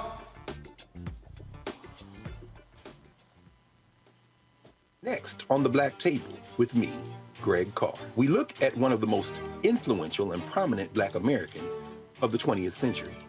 His work literally changed the world. Among other things, he played a major role in creating the United Nations. He was the first African American and first person of color to win the Nobel Peace Prize. And yet today, he is hardly a household name. We're talking, of course, about Ralph J. Bunche. A new book refers to him as the absolutely indispensable man. His lifelong interest and passion in racial justice, specifically in the form of colonialism. And he saw his work as an activist and advocate for the Black community here in the United States as just the other side of the coin of his work trying to roll back European empire in Africa. Author Cal Rostiala will join us to share his incredible story. That's on the next Black Table, here on the Black Star Network. I'm Faraji Muhammad, live from LA. And this is The Culture. The Culture is a two-way conversation. You and me. We talk about the stories, politics, the good, the bad, and the downright ugly. So join our community every day at 3 p.m. Eastern and let your voice be heard. Hey, we're all in this together. So let's talk about it and see what kind of trouble we can get into. It's The Culture, weekdays at 3, only on the Black Star Network. My name is Charlie Wilson. Hi, I'm Sally Richardson Whitfield. And I'm Dondre Whitfield. Hey everybody, this is your man Fred Hammond, and you're watching Roland Martin, my man, Unfiltered.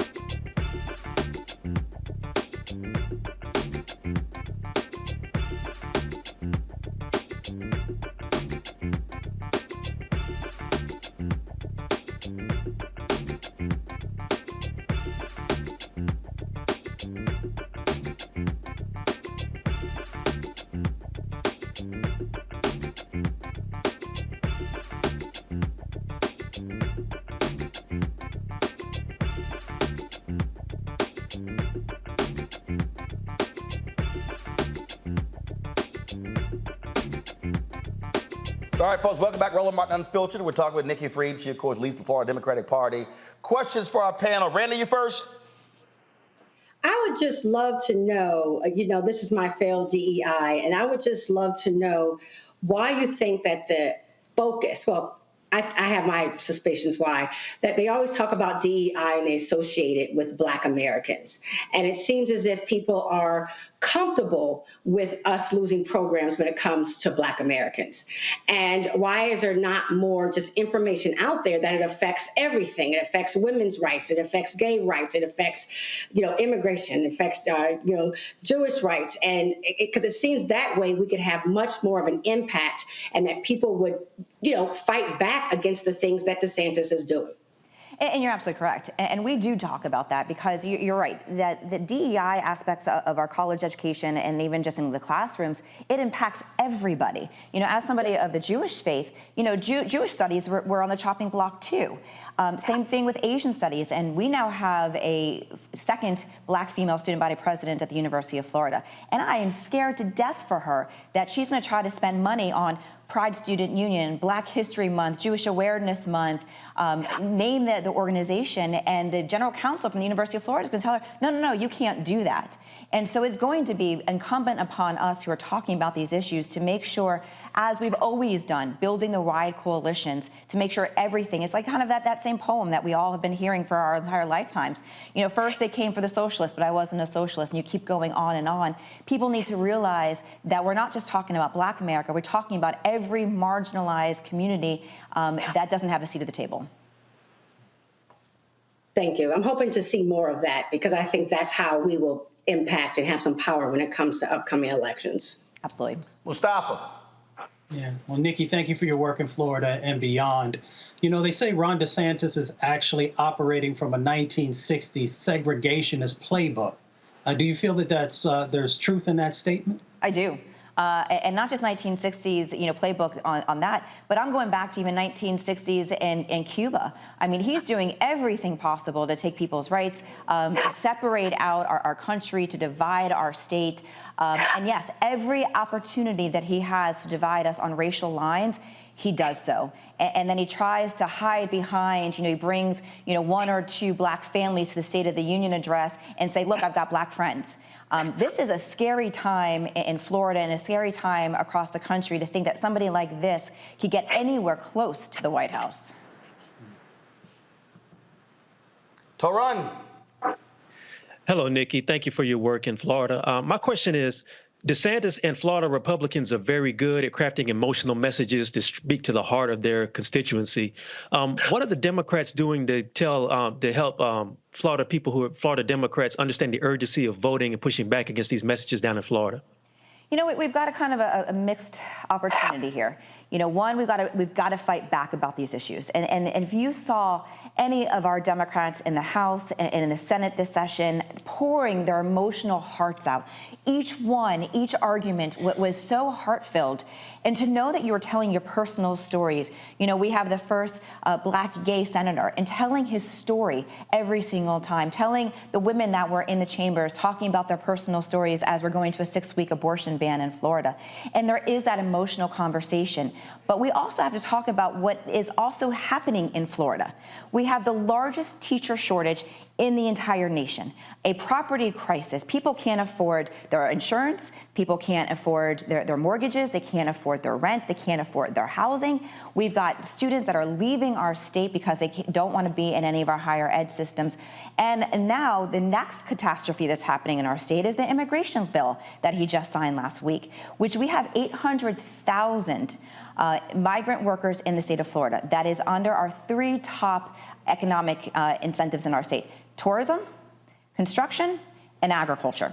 So I can't wait. And talking about Black fear, you're talking about, all the people of color have taken all of our jobs. Well, great, Florida. Now you're going to have about 800,000 jobs. Can't wait to see the lines of the Republicans coming to take those jobs. It's not going to happen. So part of the story that we have to be telling in Florida is, yes, to be combating all of the insanity and the culture wars, but then hitting them also in the pocketbooks, because the people of our state are hurting today financially. Well, I think that's where, again, when you start talking about voters, and what I explain to people all the time is when you talk about Republicans, you have, obviously, you got the hardcore Donald Trump MAGA people. It does not matter. They don't believe, they believe nothing if it doesn't come out of his mouth. So you're dealing with that. But then you have those Republicans who are national security Republicans that vote for anything with the military. Then you have the law enforcement Republicans. Then you have the tax Republicans. Then you got the evangelicals and the culture warriors. I still fundamentally believe, and even when you look at these polling right now, people talk about, oh, how low Biden is polling. First of all, Biden's polling is low also because a lot of people are looking at his age. And the bottom line is, well, I keep telling people, you could get caught up in all of the silly stuff, but if they actually stop and look at the laws that are being passed, I mean, in my native Texas, they literally are trying to strip any early voting location off of college campuses, 8,000 or more. Texas A&M is a conservative university. Brazos County removed the early voting location from that campus. And I've been saying to all these white students, don't think voter suppression is about black people and Latino people. They coming after you too. And so I think that a lot of people, again, don't really understand that the dry run is happening in all of these states.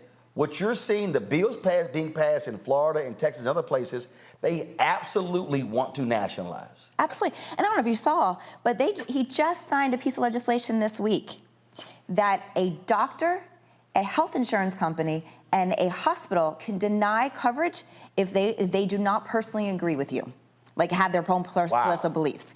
So again, as somebody from the Jewish faith, if I went into a doctor's office and they were a white nationalist, they may not serve me. They may not actually give me health care. This is what's happening. This is real life. People are going to have prevented of getting now access to even health care.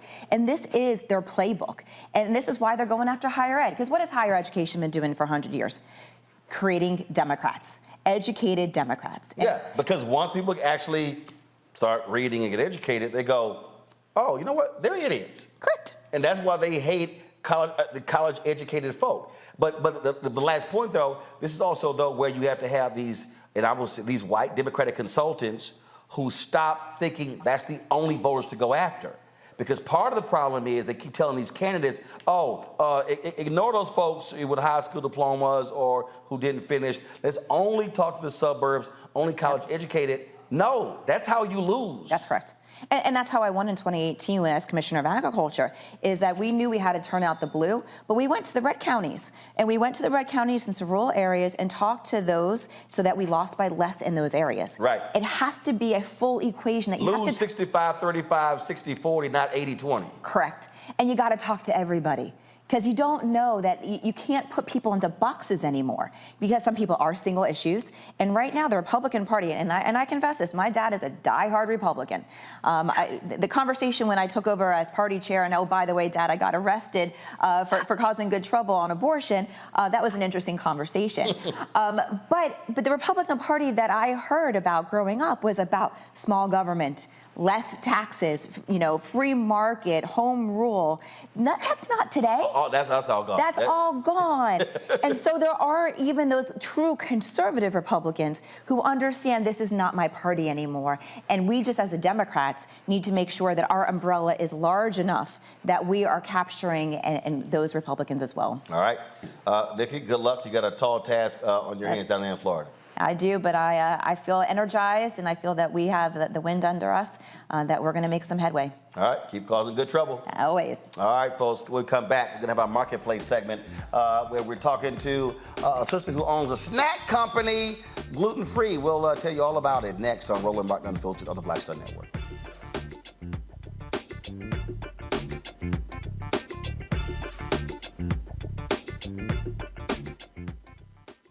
On the next Get Wealthy with me, Deborah Owens, America's Wealth Coach, nurses are the backbone of the healthcare industry, and yet only 7% of them are Black. What's the reason for that low number? Well, a lack of opportunities and growth in their profession. Joining us on the next Get Wealthy is Needy Bartanillich. She's going to be sharing exactly what nurses need to do and what approach they need to take to take ownership of their success. So the Black Nurse Collaborative really spawned from a place and a desire to create opportunities to uplift each other, those of us in the profession, to also look and reach back and create pipelines and opportunities for other nurses like us. That's right here on Get Wealthy, only on Black Star Network.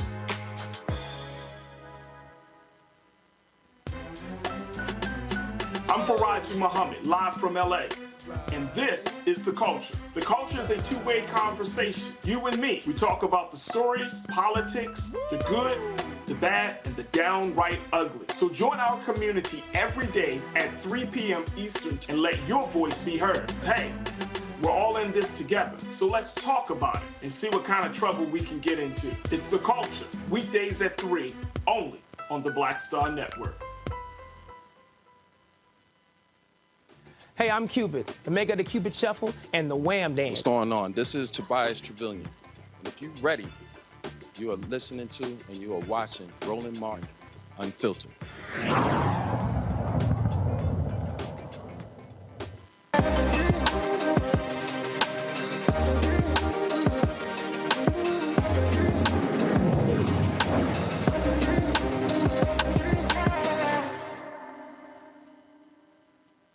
All right, folks, you know Snack Queen Randy has been waiting for this segment. I think she personally requested to be on today's show. My next guest, folks, created her own line of snacks. Now, you know we're now living in a world, and I don't even know where this all started from, because nobody growing up didn't know what the hell gluten was. We ate every damn thing. If you didn't eat, you just starved. But she's created a line here of gluten-free, allergy-friendly snacks. All right, and I know you might be saying, really? Yeah, oh yeah, African-American. And so it's called Fully Charged Allergy-Free Snacks. The tagline here says, you won't taste the difference, but your body will. All right, that's kind of interesting here. And so we're going to talk about what happened, how did she create this company. And so joining us now is A. Couture, the co-founder of Fully Charged Allergy-Friendly Snacks. Glad to have you on the show. So what do you call it? We call you A or Couture? My first name is A, my last name is Couture. Huh? My first name is A, and my last name is Couture. So your first name is A? Yes, the first letter of the alphabet. I bet you would. I bet in class, teachers like, what's your first name? A? They were like, no, I want to know what's your first name. You like, yes. It's A. Yes. All right, so what happened? What caused you to launch this line? Thank you so much for having me, Mr. Roland. I launched this line in 2020 with my mother after I had a difficult pregnancy due to food allergies. She's a registered nurse, worked in the emergency room. I was pregnant, and I thought that I was eating healthy by eating soy and tofu and all those other things that they tell moms to eat, and staying away from pork and beef and things that they told us not to eat. And the entire time I was making myself sick because I had a wheat allergy, a dairy allergy, a corn allergy, and a soy allergy. Damn! So, hold on. Damn! I mean, you had to like that. You had the quartet going on. All right. Yeah. So were you allergic to these things pre-pregnancy, or was it developed during pregnancy? I actually used to have reactions and didn't know where they were coming from. I always thought that I grew up with eczema or psoriasis or cradle cap when I was little, but I had no idea that it was related to the foods that I was eating. Oh, so you just thought you had itchy skin? Yes. Like, I ain't know what it is. And so, all right, so you're pregnant, and then you have this reaction, and so you go to the hospital, what? Then you get tested? I go to the hospital and have an emergency C-section, and they still don't know what it is until they give my baby the milk. And when they gave the baby the milk and my daughter started having a reaction, we knew then that it was a food reaction. Wow. Okay. And then all of a sudden you go, all right, I had all these different allergies. There's a whole bunch of stuff I can't eat. But clearly you want to be like Randy. You want to snack when watching that late night movie, right? Yes, I was actually a mom on the go, and I was a single mom. I was going through a divorce, and so I didn't have time to do all of that baking and stuff that they see on YouTube and other channels. And so I told my mom, I was like, "What is something that I can have as a grab and go for me and the baby that I don't actually have to make myself?"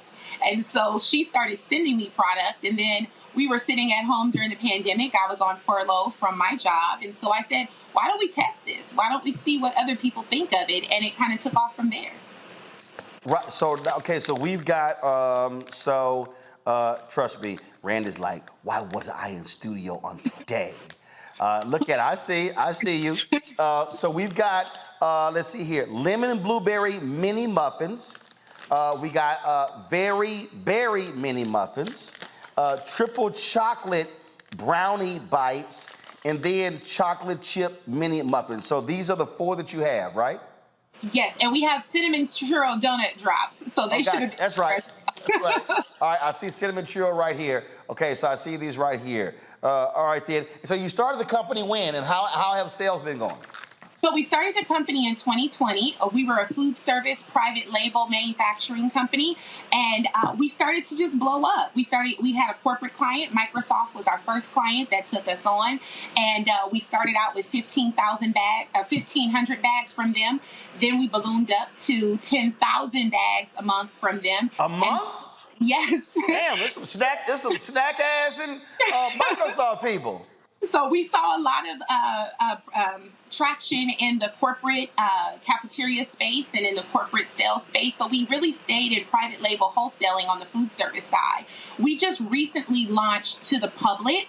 We run about 57,000 bags a month out of our studios in both Seattle and Los Angeles, California, where I'm based. And sales have been taking off. We're in our 3rd year. We're in a profit, so we're grateful to God for that. And so we're looking to just scale and grow from here and really start to create a brand presence under our name and not just in the private label food service sector. Wow. All right, let's go to my panel. And so every time I have some damn snacks or some alcohol, or every time I have this segment on Tuesday, I'm guaranteed to get a damn text message from my daddy. He's just gonna send me a care package. I'm like, I ain't even through the segment yet, and he already texted. Oh, all right, Randy, go on with your question. Well, congratulations on what is just a smart idea. I was wondering if you could expand a little bit about how allergies can show up in many of us. I know that I certainly have a few allergies, and same thing. I thought I had, just eczema or something, and it turned out that I have a slight dairy allergy. And so if you could just explain, because I think a lot of people don't realize that they actually have allergies instead of just eczema or asthma. Yes, it's something that's prevalent in people of color. We never realized it due to the processed food that we eat. So typically we look at the processed food in our beef or in other items, but we never look at it in our pastries, our breads, our fruit drinks, our orange juice. Everything that we consume here in America has additives and extra ingredients to preserve the shelf life. And because people of color and the marginalized communities tend to consume those items more and less whole food straight from the earth, they have a tendency to be exposed to those allergies at an early age, particularly those who took on WIC or other forms of milk. We notice that children start to develop these allergies as early as 6 to 8 months. And then about the time it's gone into their system and it's sat there for another 20 years, we're wondering why we're suffering from mental illness, from depression, from anxiety. All of those have had direct correlation to food allergies. So you wonder why you may drink a glass of wine, have a bit of pasta, eat some bread, or you may eat seafood and you have a wonderful time while you're eating it. And then the next 2 or 3 days, you're experiencing all types of symptoms. Usually it isn't something that's related to what you naturally see. It's something that went inside of your body. Thank you for that. All right, so I know I'm gonna have to fight Randy over these packages here because she is the snack queen. Say it again, Randy. Yeah, I want those the churro cinnamon. Okay, I say that bag for you because see, okay. I'm all about chocolate. Everything in my life is chocolate. My car is black. Everybody's black in my life. I don't even mess with vanilla ice cream. All right, let's go to Roland with a question. Would you laugh at that, Mustafa? Roland, go ahead. First of all, sis, congratulations on your success in launching your business. And the packaging looks amazing, by the way. My question is, do you have any plans to expand into different markets or maybe to partner with a larger chain to get your product out?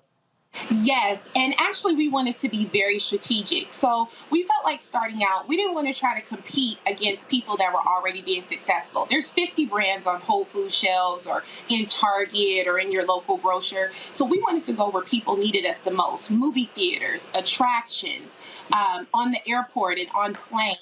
We want to be where the customer has to actually have no other choice of what they can eat when they have food allergies. So we're looking to expand. We're asking that you connect with us, promote us, talk about us when you go in those types of places so that we can get a footprint where customers really need us, and then they can take us home and add us to their pantry.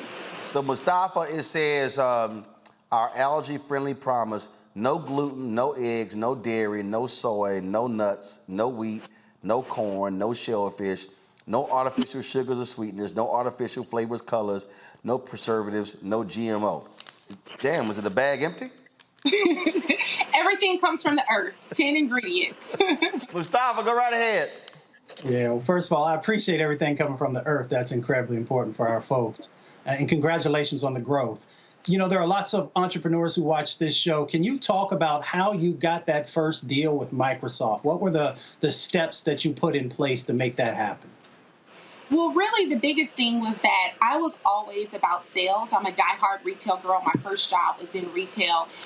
So I was always raised with the notion and grew up working in an environment that you don't make money unless you get out there and sell.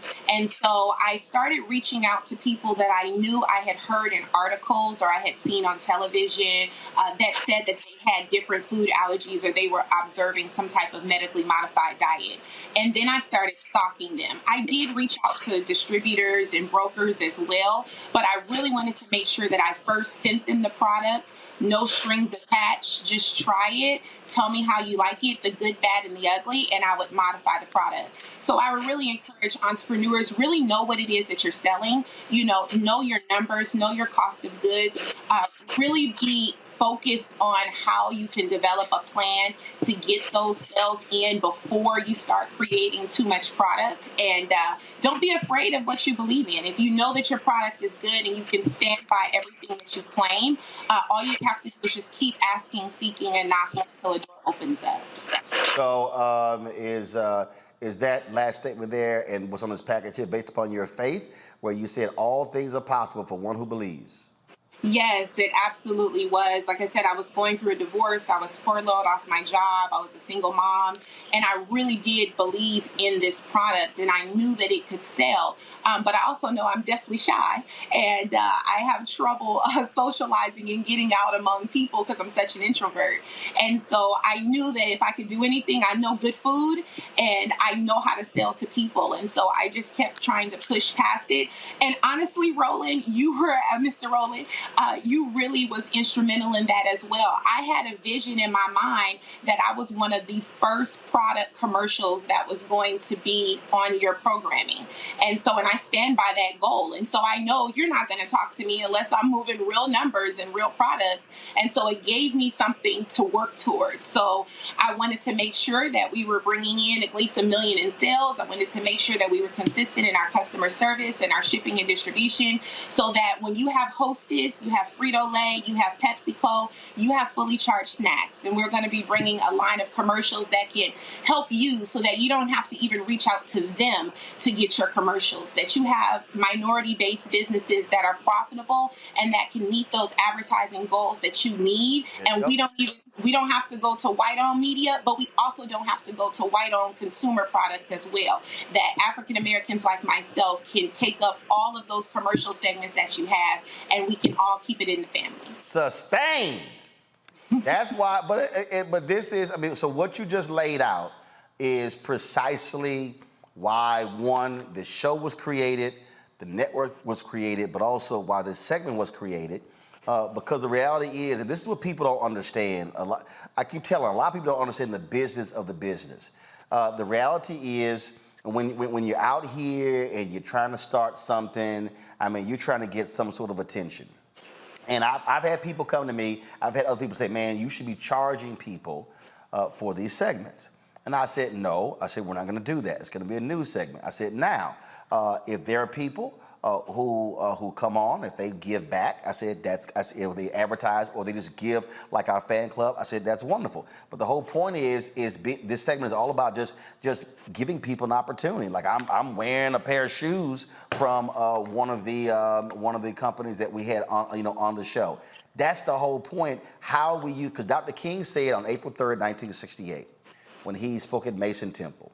Everybody talks about the mountaintop part, but he said black people individually are poor, yet collectively we are wealthy.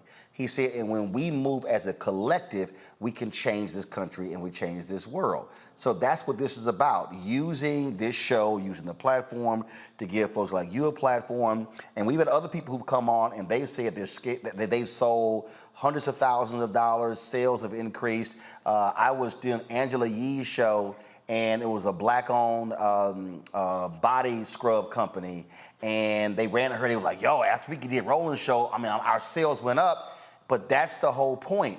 We can't talk about black economics and black self-empowerment and build black and buy black if folks don't actually do it. That's the whole point. And so I appreciate that. And look, we because you're right. Listen, it ain't easy out here trying to get these folks to advertise. And the opportunities for us are absolutely about creating our own and being able to showcase what we're able to do. So and we want to be able to support you. You know, we don't want to leave you out there by yourself either. You know, I was really inspired as well by Mr. Belafonte and how he was able to support so many of the endeavors of Dr. King. Yep. And so I just believe that all of us who has a lane to work, I'm not necessarily an activist, I'm not in politics, I am a business owner. And so if I can be able to help the movement and help your cause in my way, that's all we want to be able to do. All right. Awesome. All right, so here's the deal. I'm a chocolate lover. Triple chocolate. Try the triple chocolate brownie bites first. And let me tell you, I like light chocolate, dark chocolate. Some of y'all gonna get that later.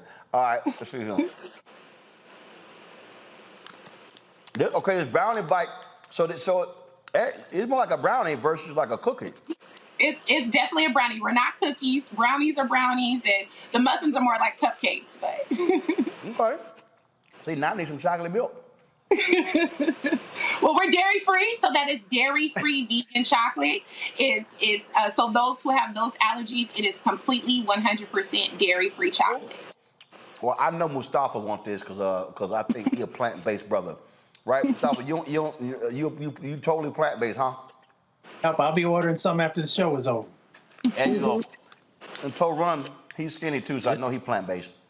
So, I like meat, but I'm definitely gonna holler at some of those cookies for real. No, seriously. Okay, now y'all know I do love me some chocolate. These are good. All right, so where can people get them? Where can they order? Fullychargedsnacks.com, fullychargedsnacks.com. And please, we're going to be on Amazon at the end of the month. We're going to be in grocery stores rolling out in 42 cities at the end of the summer. So please, fullychargedsnacks.com, like, follow, share. Carol, do we have a promo code or something? What do we have? We don't have a promo code just yet, but we got you. We'll send it in for the next time. All right, so here's the deal, y'all. So go to fullychargedsnacks.com, and A is going to let us know how many of these they sold in the next 48 hours. I would love to hear that. So please, y'all, support her. And y'all know I don't front, because if the thing wasn't good, I would share some other stuff. Y'all know you ain't gonna never see a food sip and go, that's good. I'm lying. That ain't gonna happen. So the brownie bite was good. Hey, thanks a lot. I appreciate it. Keep it up. All right, take care. All right, folks, that is it for us. We appreciate it. And Randy, let me go ahead. I'm gonna go ahead and leave these on my desk, in my office, put in my cabinet. So when you come in, since you started to wear your new shimmy shirt today, go on, now give me a full screen of Randy Henry. She decided, she wanted to show off her little shimmy shirt. She's like, yeah, I wore my new shirt today. I told her, I said, how you gonna come on my show wearing some damn pajamas?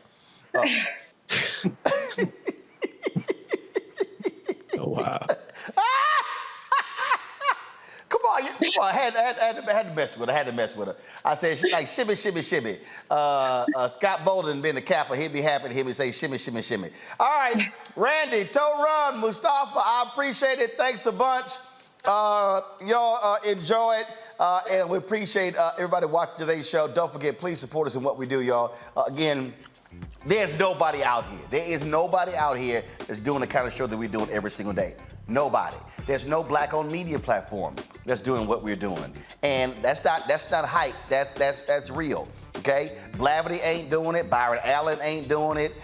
Essence is not doing it. Black Enterprise is not doing it. Urban One, Radio One is not doing it. None of these Group Black not doing it. None of these folks are doing what we do. Hell, Revolt not doing what we do every single day with this show. And the kind of guests that we have, the topics that we cover, and of course, the segments that we have, whether it's Marketplace, Tech Talk, Education Matters, HBCU Connect, Fit, Live, Win. We're doing it all. Your support is critically important. Look, we got almost 1.1 million people subscribing to our YouTube channel. We really would love to have 1 million downloads of our OTT app. This is about us controlling our own voice, so be sure to download our app, Black Star Network, y'all. On all platforms, Apple phone, Android phone, Apple TV, Android TV, Roku, Amazon Fire TV, Xbox One, Samsung Smart TV. You can now watch us on Amazon News. If you go to Amazon Fire, click Amazon News. You can watch our 24-hour, 7-day-a-week live streaming channel. We're there as well on their FAST channel. And your dollars matter. I'm telling y'all, look, y'all, just understand, Roland Martin Unfiltered and the entire Black Star Network is $190,000 a month. No, I'm sorry. Actually, it's $223,000 a month. $190,000. Actually, I took off some other stuff, but it's $223,000 a month. That's everything. That's this studio. That's our travel. That's our insurance. That's staff. That's all of our technical stuff. You name it. And so your dollars make it possible. We're battling it out. Hopefully, we're going to be signing some major deals soon. But the bottom line is here. Your dollars have sustained us in a huge way. Our fan base has given more than $2 million in 4 years. They have been absolutely phenomenal. Our target goal is to have 20,000 of our fans regularly contribute, on average, $50 each in the course of a year. People have given less, people have given more. That's $4.19 a month, 13 cents a day. And so if we do that, it's $1 million, folks. That puts us where we need to be. In addition to the money that we get from YouTube, the money we get from advertising, it covers our costs and allows us to be able to do what we do. So please send your check and money orders, P.O. Box 57196, Washington, D.C. 20037-0196. Cash App, $RM Unfiltered. That is the only Cash App that we have. $RM Unfiltered, okay? Other people have been trying to take our name, but only use $RM Unfiltered. PayPal is R Martin Unfiltered. It's paypal.me/R Martin Unfiltered. Venmo is RM Unfiltered. Zelle, Roland at RolandSMartin.com. Roland at RolandMartinUnfiltered.com. Carol, make a note, tell Keenan I want a graphic created that has the QR code for all of our ways of giving beyond the checks. That way people just point their phone right to the screen and give right there on the show. And also be sure to get a copy of my book, because guess what? Proceeds from the book go right back into the company. And so buy my book, White Fear, How the Browning of America is Making White Folks Lose Their Minds. From Ben Bella Books. You can order from Bookshop, Amazon, Chapters, Barnes & Noble, IndieBound, Books A Million, Target, and Audible as well. Folks, that is it. I'll see you tomorrow. Be sure to go to YouTube, watch our clips, click that like button as well, because we generate revenue from that platform as well. Thanks a bunch. I'll see y'all tomorrow. Holla! Folks, Black Star Network is here. Oh, no punches! I'm real revolutionary right now. Black power. Support this man, Black Media. He makes sure that our stories are told. Thank you for being the voice of Black America, Roland. Stay black. I love y'all. All momentum we have now, we have to keep this going. The video looks phenomenal. See, this difference between Black Star Network and black-owned media and something like CNN. You can't be black-owned media and be scared. It's time to be smart. Bring your eyeballs home. You dig? Pull up a chair. Take your seat. The Black Table. with me, Dr. Greg Carr, here on the Black Star Network. Every week, we'll take a deeper dive into the world we're living in. Join the conversation only on the Black Star Network. Hi, I'm Dr. Jackie Hood Martin, and I have a question for you. Ever feel as if your life is teetering and the weight and pressure of the world is consistently on your shoulders? Well, let me tell you, living a balanced life isn't easy. Join me each Tuesday on Black Star Network for A Balanced Life with Dr. Jackie. We're all impacted by the culture, whether we know it or not. From politics to music and entertainment, it's a huge part of our lives, and we're going to talk about it every day right here on The Culture with me, Faraji Muhammad, only on the Black Star Network.